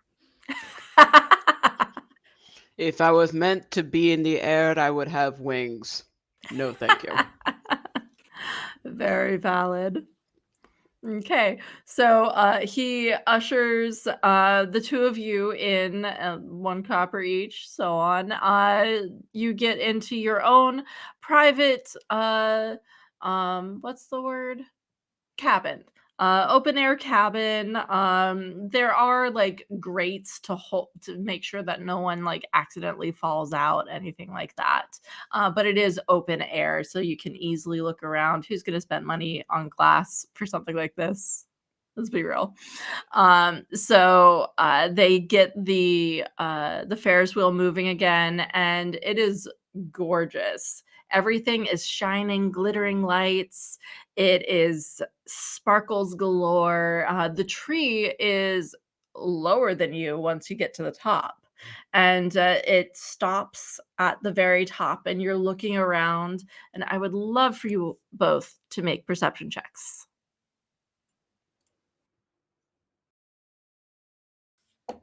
14. 6. Ooh, things are very pretty. There's so much to see. There really is. Kara's being super distracting explaining how the whole thing is working. Exactly. And you keep looking around, and like the tree itself is filled with little baubles that glow, and it's really impressive that they managed to move this tree here from somewhere. Just given its sheer size, it has to weigh a lot. So spellcasters. And so you very slowly begin to make your way down again, and you make your way off of the Ferris wheel. And the halfling says, "Oh, did you like the view?"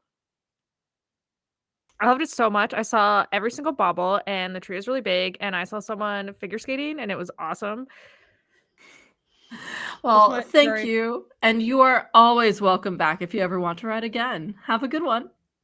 Did my 14 perception spot anything different or not? Nope, Okay. you She just missed will the DC. she will begrudgingly turn to the person running the thing and goes, "Your Ferris wheel is decently constructed," before walking off. And the knoll is the one that you say this to, and she just looks very confused at you, and it's just like, She's an artificer. Just oh, I got so you. take Yeah, that as a compliment. That's a huge compliment. that is Yes. honestly, yeah, it is. Thank you for While riding, or well, not riding for you, but still, thank you. Mhm. While I was on the ground, did I see anything that seemed out of place or weird happening? Actually, you roll a perception check for me as well. Okay.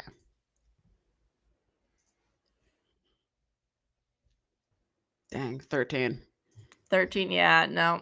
Dang it. There's some very skilled figure skaters here, though. You are impressed. You've just been watching them as they do twirls and pancake spins and all of that, throwing out the random words that I know from being a vague ice skating fan. Mhm, mhm. Maybe I'll try that later. I haven't done figure skating in a very long time. Okay.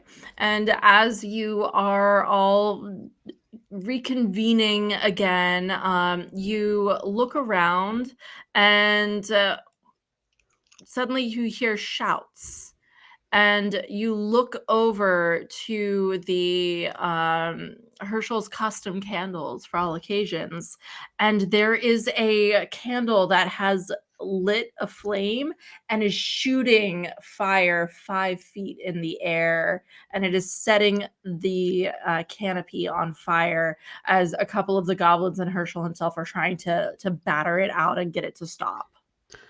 Honestly, I thought the chaos was going to happen with the Ferris wheel, but good thing it was not that. Valid. Can I use my prestidigitation if it hasn't gone too far? Because it says I can put out a small campfire. Is this the equivalent of a small campfire, or is it more than that? It's a little bit more than that, but I would say it dies down quick enough, and you are able to, control it and eventually, like, snuff it out. It just takes a moment. So yeah, there's a swirl in the air as she makes kind of like a gesture, like a cook over a pot or something, and there's a swirl of like chocolatey mist that just covers the flames, and she can do it a couple of times to see if it reduces the flame enough that it's not endangering the tent. And it does eventually, and, they, manage to finally, like, put it out and, with your help, and they're just, "Well, that is going to be difficult to fix up. Okay, well," and, you're close enough that he noticed what you were doing, and he takes off his glasses and says, "Thank you," and he's, like, gesturing with the glasses. "Thank you for your help. I don't know if, we could have easily gotten that out without it." Happy to help. Can "I with appreciate it. Do you want a candle? I'll give you a candle for free. Hey, Maurice, give her a candle for free." And, one of the goblins, comes out, and, there's a rather beautiful, blue tapered candle that he's quickly wrapping up and hands to you in thanks. Oh, thank you. Is it scented or something? No, but it's, just one of our specialties. Oh, okay. Thank you. And she waves her hand again, and all the ash and soot is gone. I was about to just do that. Sorry. Oh, don't worry. Nevada can help.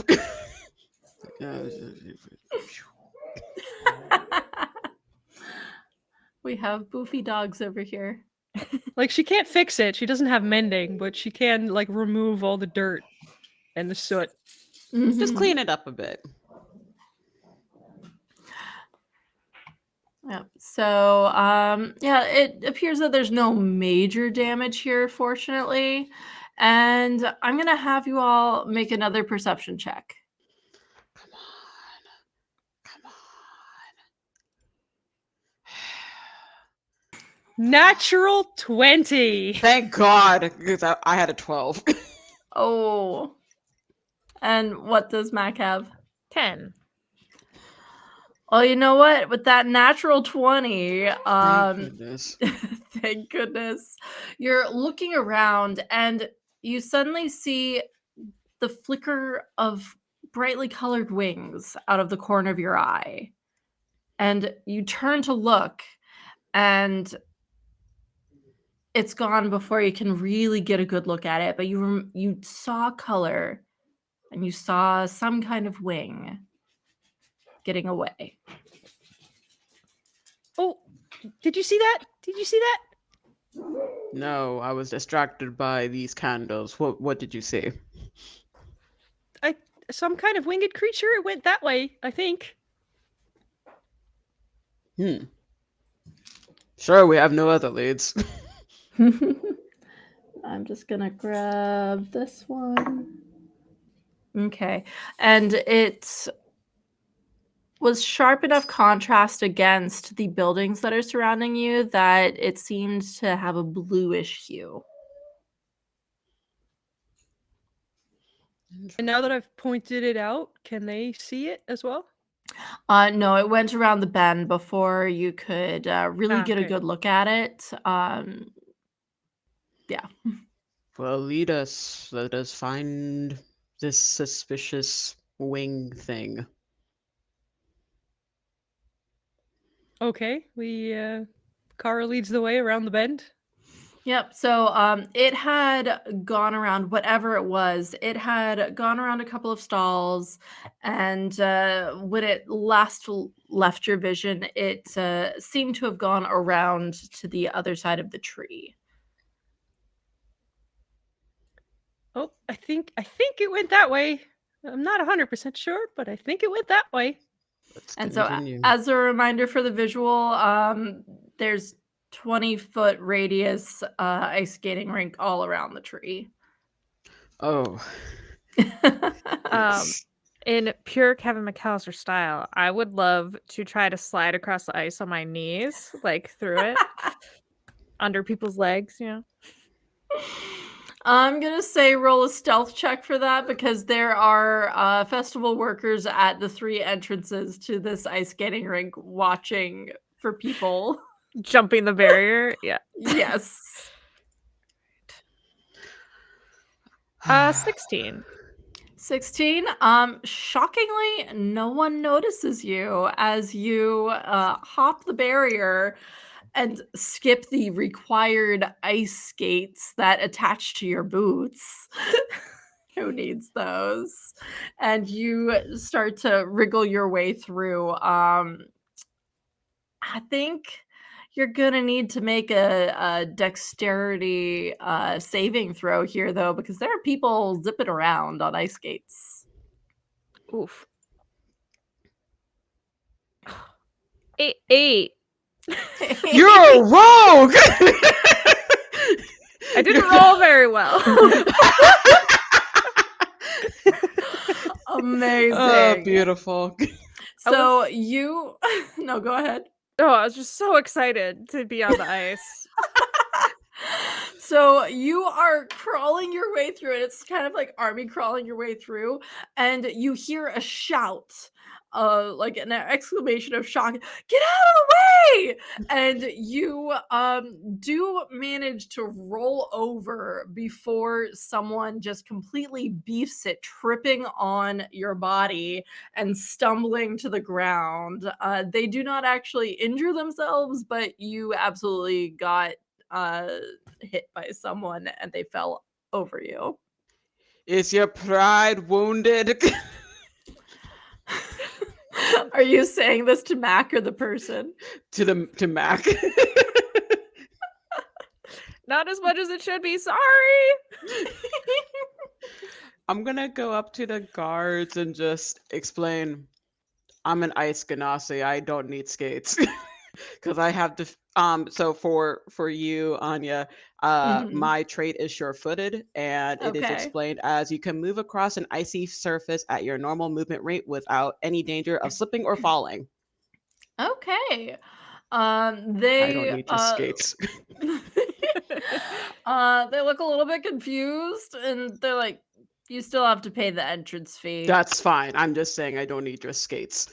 Here. Car, do you want to be Okay. carried? Do you want to carry me? I have a broom. Oh yes, that's true. You're fine. And she'll just like glide. Suddenly her cheeks like flush for a second and like, what? You said you have a broom. You didn't say yes. Okay, now my pride hurts that I see how graceful you are while I've like rolled around on the ice. Mhm. And I would say at this point the festival worker has noticed you because there's a lot of attention that's been brought to you and they say, "Hey, Car- you need skates to be on there. I Come just back scoop over up here. There's Mac. skates." I scoop up Mac. No, I'm no. carrying them. Don't It's worry not about safe. it, and just glides. Kara will toss whatever the fee is for both herself and Mac, even though she's not planning on ever touching the ice. Safety people would be so upset at you all right now. I do event planning and all I'm thinking is, oh god, the paperwork. I'm an ice being. I don't need this crap. Which speaking of, hey, can you make a wisdom saving throw for me? Oh boy. Ooh. Wisdom saving. 8. 8? Mm. Nope. So, as you are skating along sans skates, you suddenly have this feeling drift down into your mind.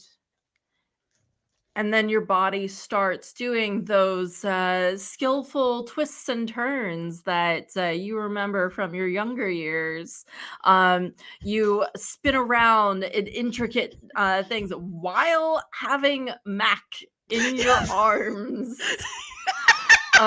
Somehow not throwing you off balance. I would love for you to make a dexterity saving throw for me.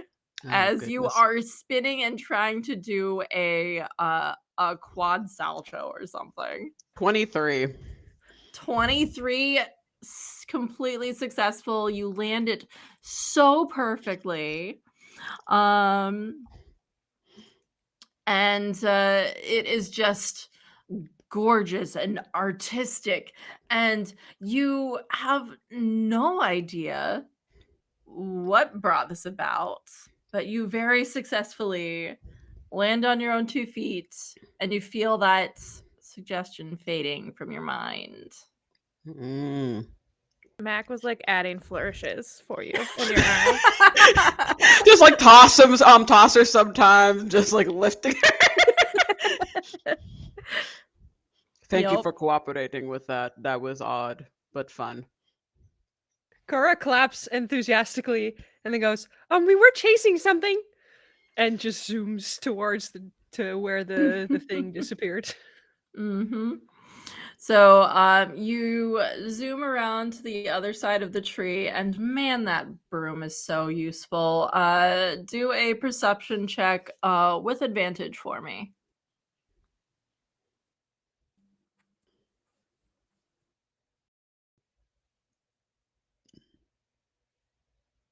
Mm. 12. 12? Oh no. With There are advantage. lots. There's so many pretty baubles on this tree. It's so pretty, but unfortunately, whatever that winged thing was, you cannot spot it now. Oh, fudgesicles, I lost it. The winged thing. Yeah, there's too many lights. I don't know where it went. Let me see if I can see it. Can I also roll perception? Yes, you may. Not with advantage though, because That's you do fine. not have a broom. That's fine. Dang. 14. 14. Yeah, unfortunately not. You just can't spot whatever it is. And as you all are looking around, glittering lights begin to bloop bloop bloop bloop bloop bloop all around you as dancing lights appear all around in the vicinity. Just not doing anything, just Hmm. Oh, she puts Mac down. She forgot. There you go. I thought we were gonna go for another spin. Maybe later. We do still have a missing person. Oh right, I'm really good at finding those. I feel like Mac would also cast dancing lights. It's part of the show. Sure. So as your lights begin to take shape, the other ones turn like a blue tone to violet tone, and then start spinning around and around, and they spin around the tree until they burst and disappear. You scared them away. I didn't mean to. Just trying to add. Sparkling water makes me burp. Can't drink any other water though. Ugh. Well, this winged So what do we thing do was, now? I guess, look around the tree for any evidence of, what's his face's name? Fentalor. Fenzalor. Fenzalor. Mm. Out of curiosity, what languages do you all speak? Common, Common, draconic, and infernal. primordial, and Sylvan.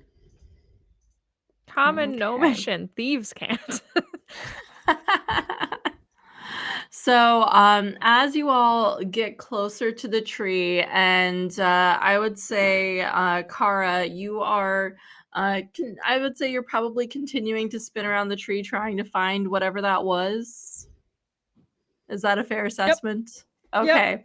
So Slowly, so as not to frighten anyone. Mhm. So as you are spinning and listening and spinning and looking, you start to hear, with your passive perception, the murmurings of several somethings. And you do actually understand it because it's in Draconic. What are they doing? Why won't they go away? Like, just back and forth, tiny voice discussions, saying, we're doing everything we can and they won't leave. Can I tell where the voices are coming from? They are coming from within the tree itself. Okay. Kara is going to attempt to subtly point at the tree. So that Nevada and Mac are like alerted that there's something in the tree. And then in Draconic, she goes, "Who's not going away? Hello?" All of the murmuring stops, and you hear a rustling in the tree. And roll a persuasion check for me. With advantage, because you spoke in Draconic. Oh.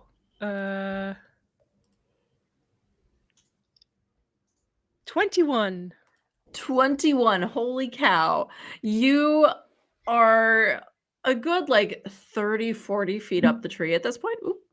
And you are not quite clear where you're supposed to be looking.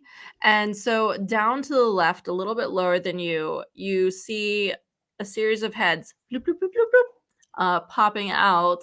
And they appear to be draconic, smaller creatures, some blues, some indigo, a couple of green, just all sticking their heads out and looking up at you. Who are you? I'm Kara. Who are you? I didn't give them names.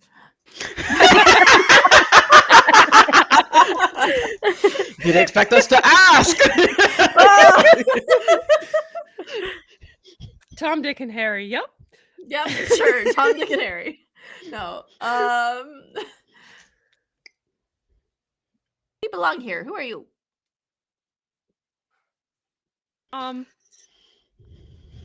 Belong where? In the tree? The tree is our home. Home was moved.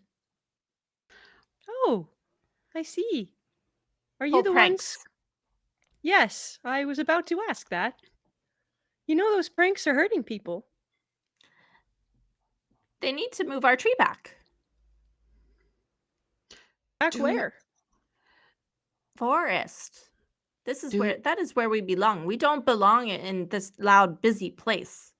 Do Mac and Nevada see this happening?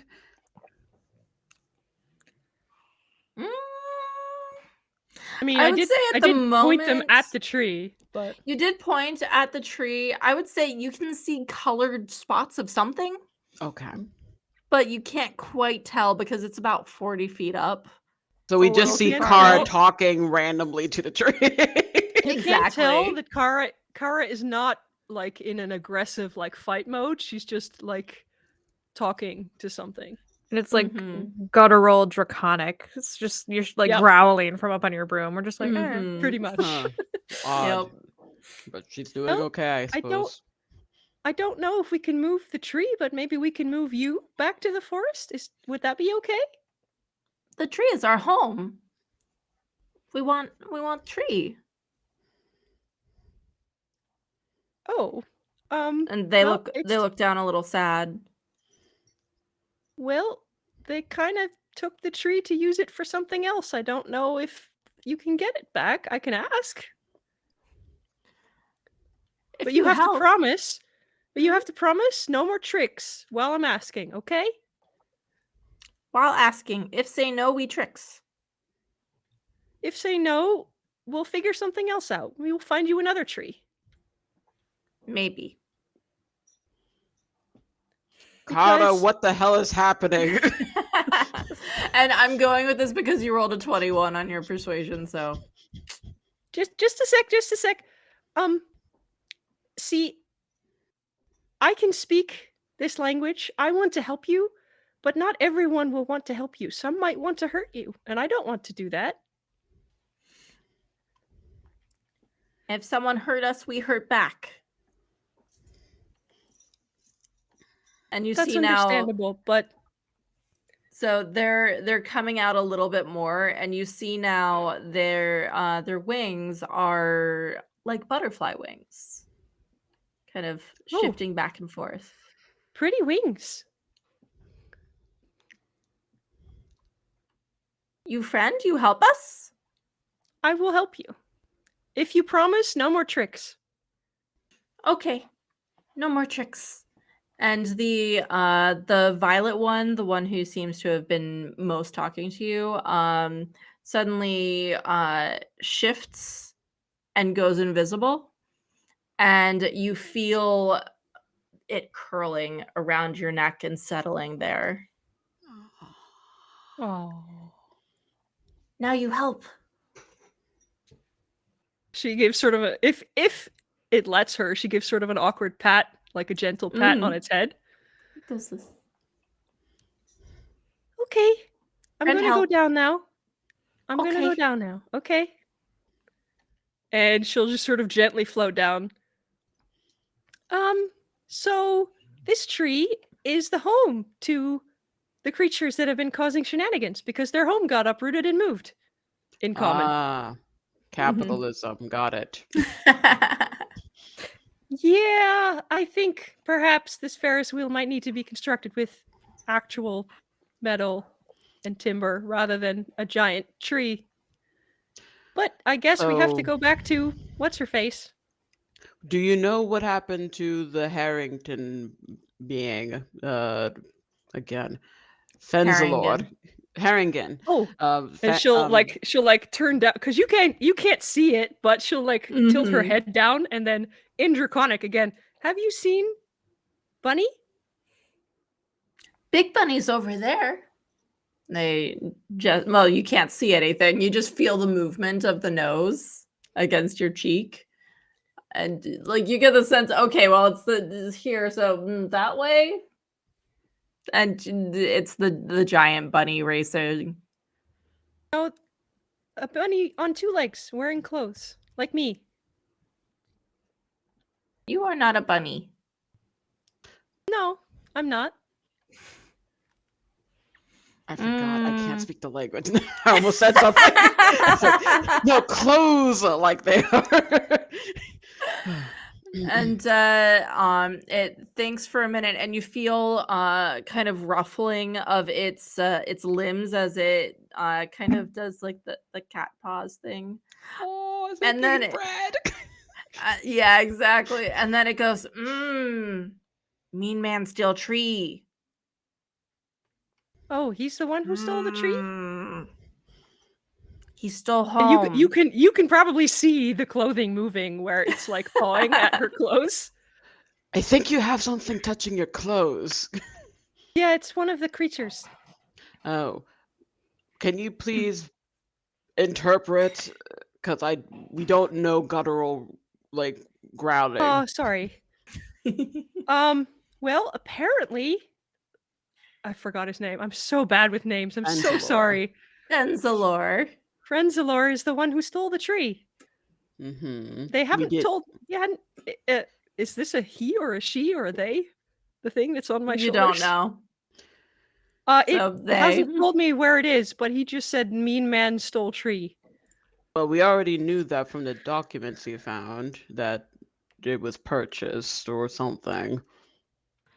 No, So just there was notes that they had found a tree in the woods to cut down and bring into town. Does the creature know common?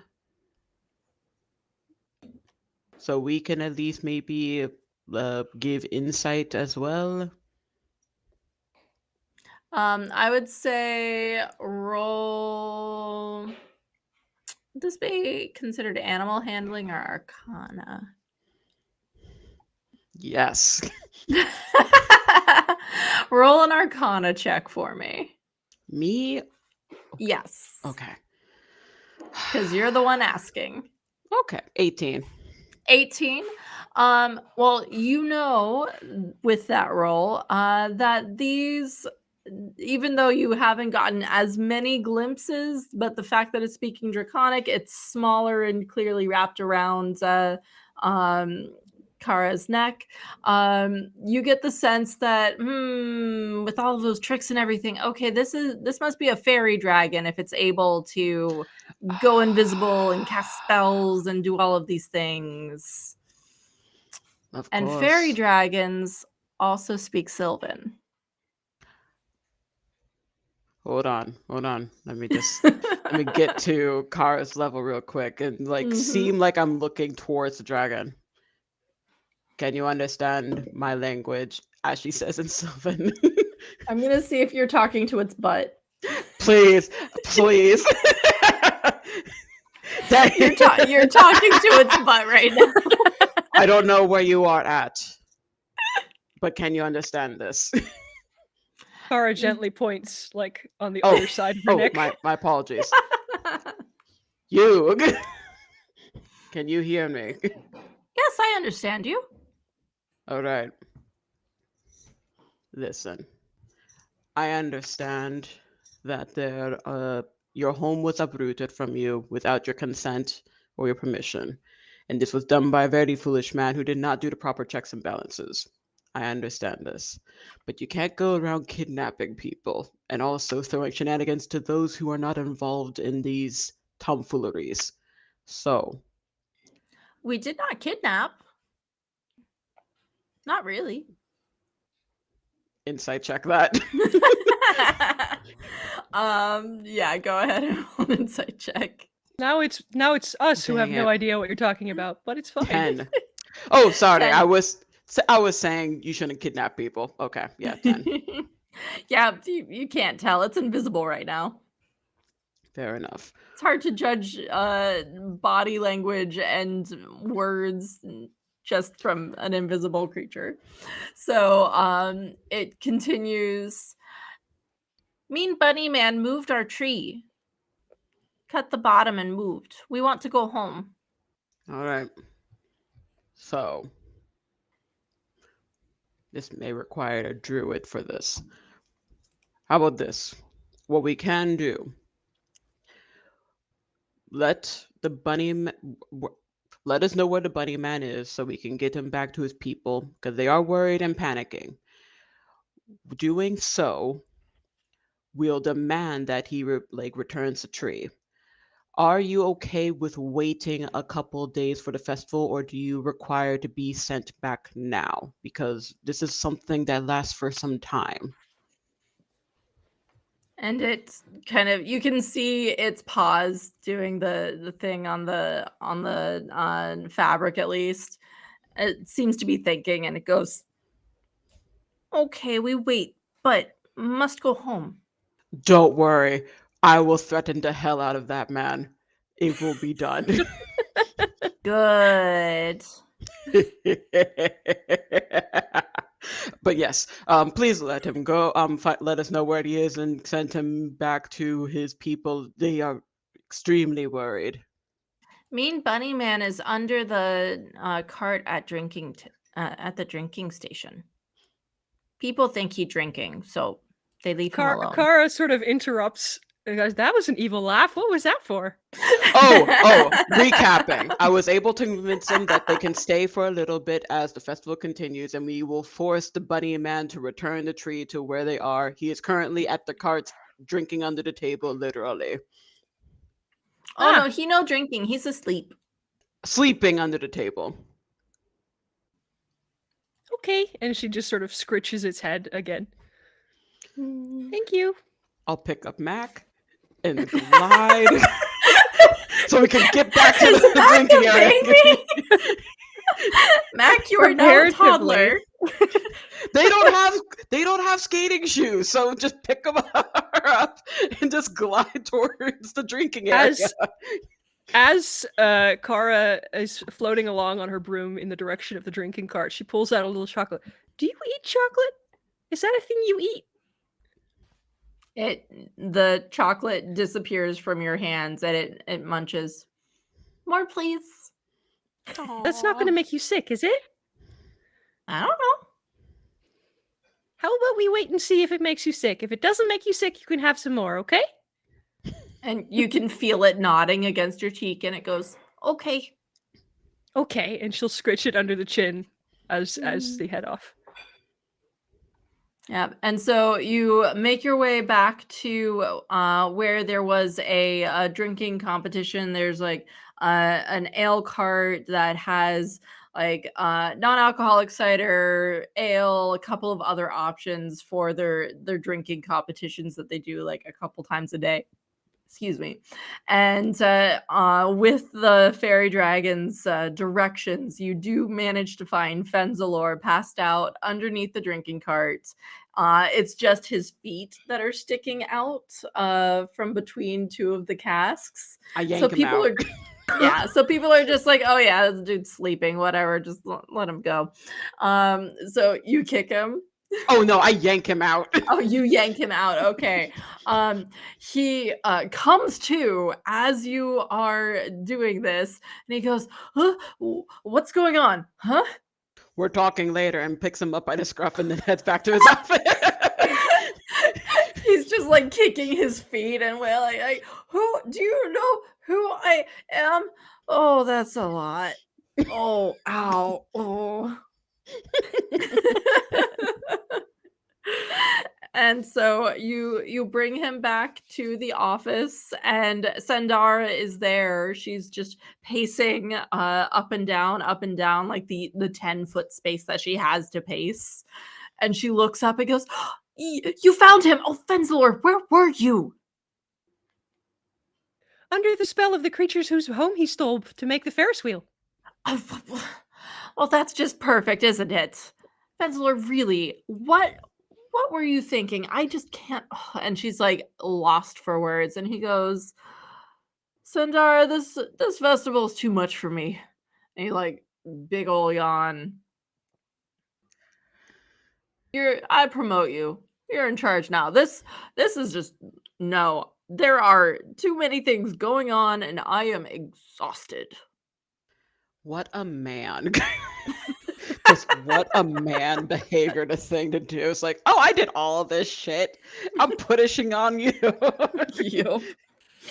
At least you'll have the title to go with the job now. Yeah. And the bonus, which is not much. And she just glares at him and says, "Not until you make this right. Then you can retire. How about that?" And he looks down at the floor and just looks up at her, down at the floor. Okay. Yes. Dang it, I wanted to intimidate him. Oh well. He is an old man, and he's just like, okay, that's valid. Okay, fine. But then I'm done. I can't do this anymore. It's way too much work, and I am beyond finished with it. And you can have that problem now. Hey, at least you can hire assistants now because you have the title.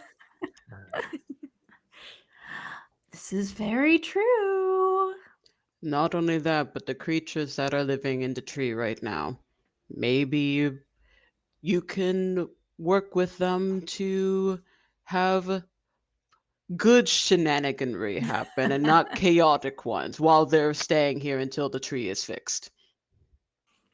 The uh the violet fairy dragon that's been hiding itself, it poofs back into visibility, and it looks at the two of them and looks over at since you were the one to talk most recently, Nevada.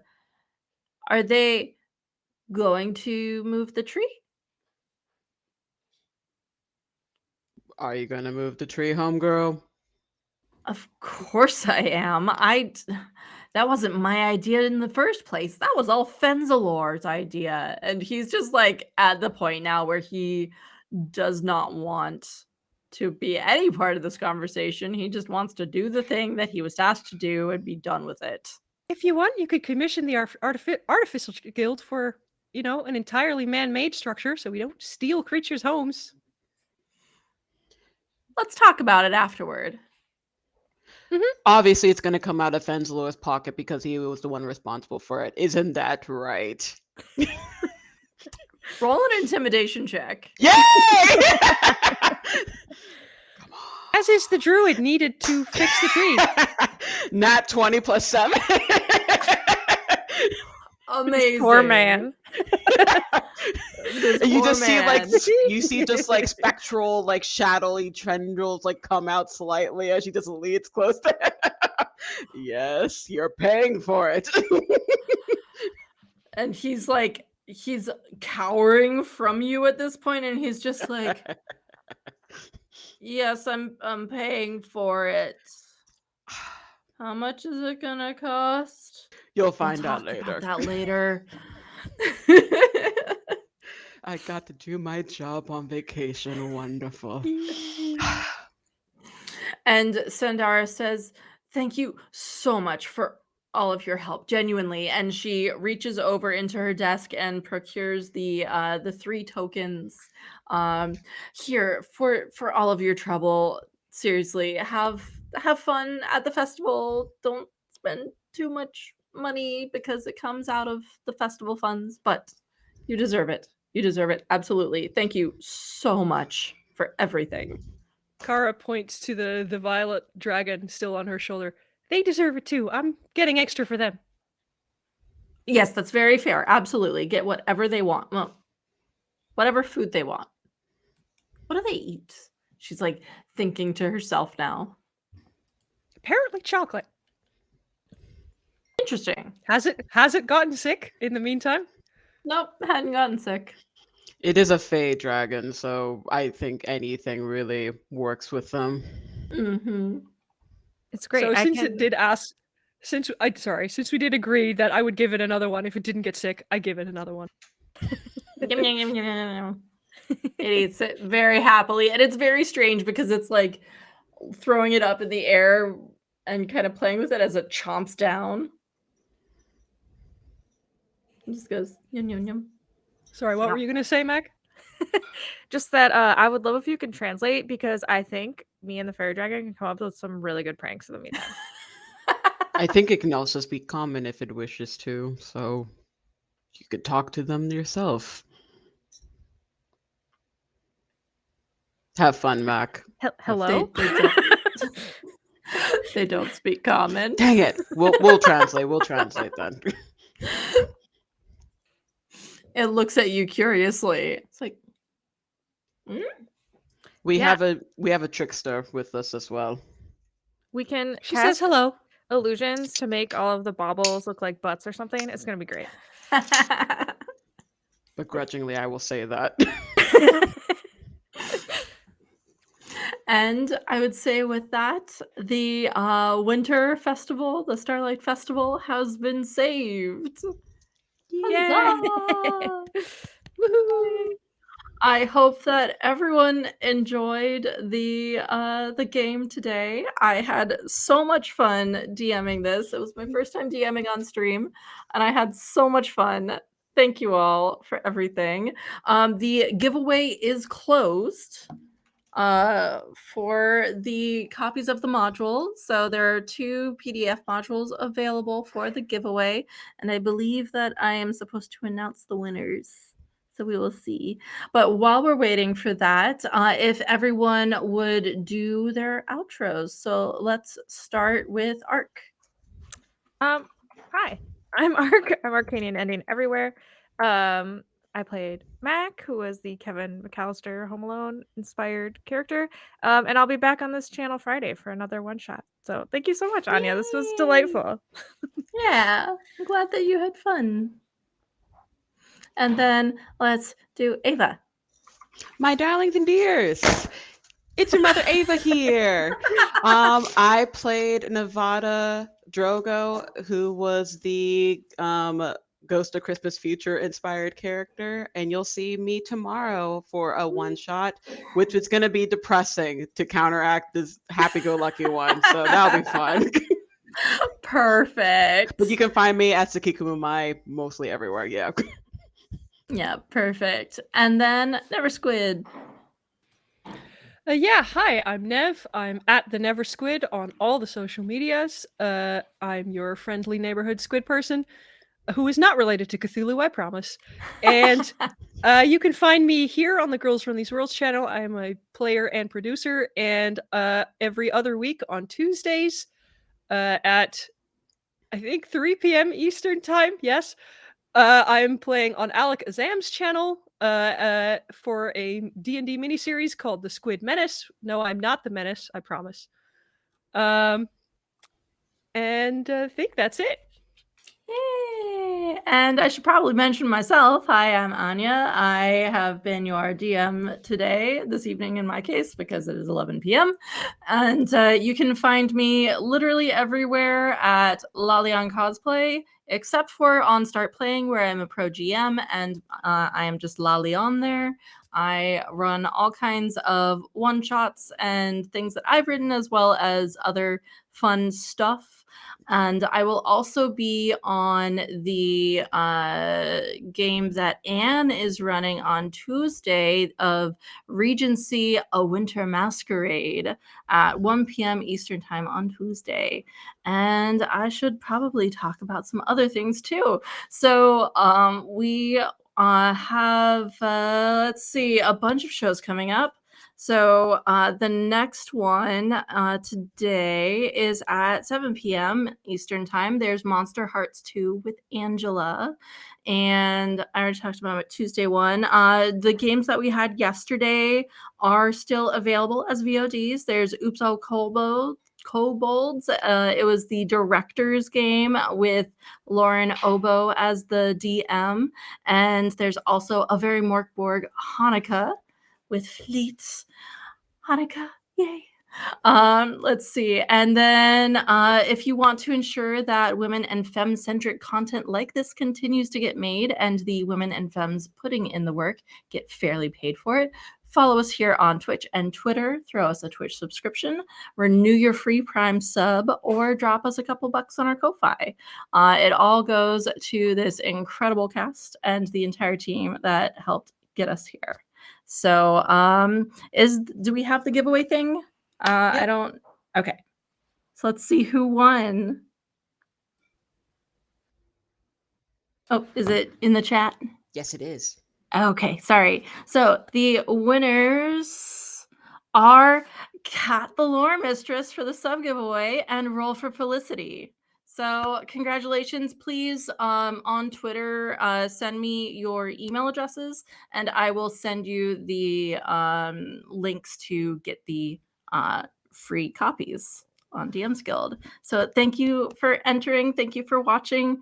I hope you all have a wonderful day. We're going to be rating. Who are we rating again? Vancouver by Night. Yep. Vancouver by Night for the Phandalin campaign. Okay, perfect. So I'm not doing the thing. So go ahead and do your thing. Thank you all for watching. Bye.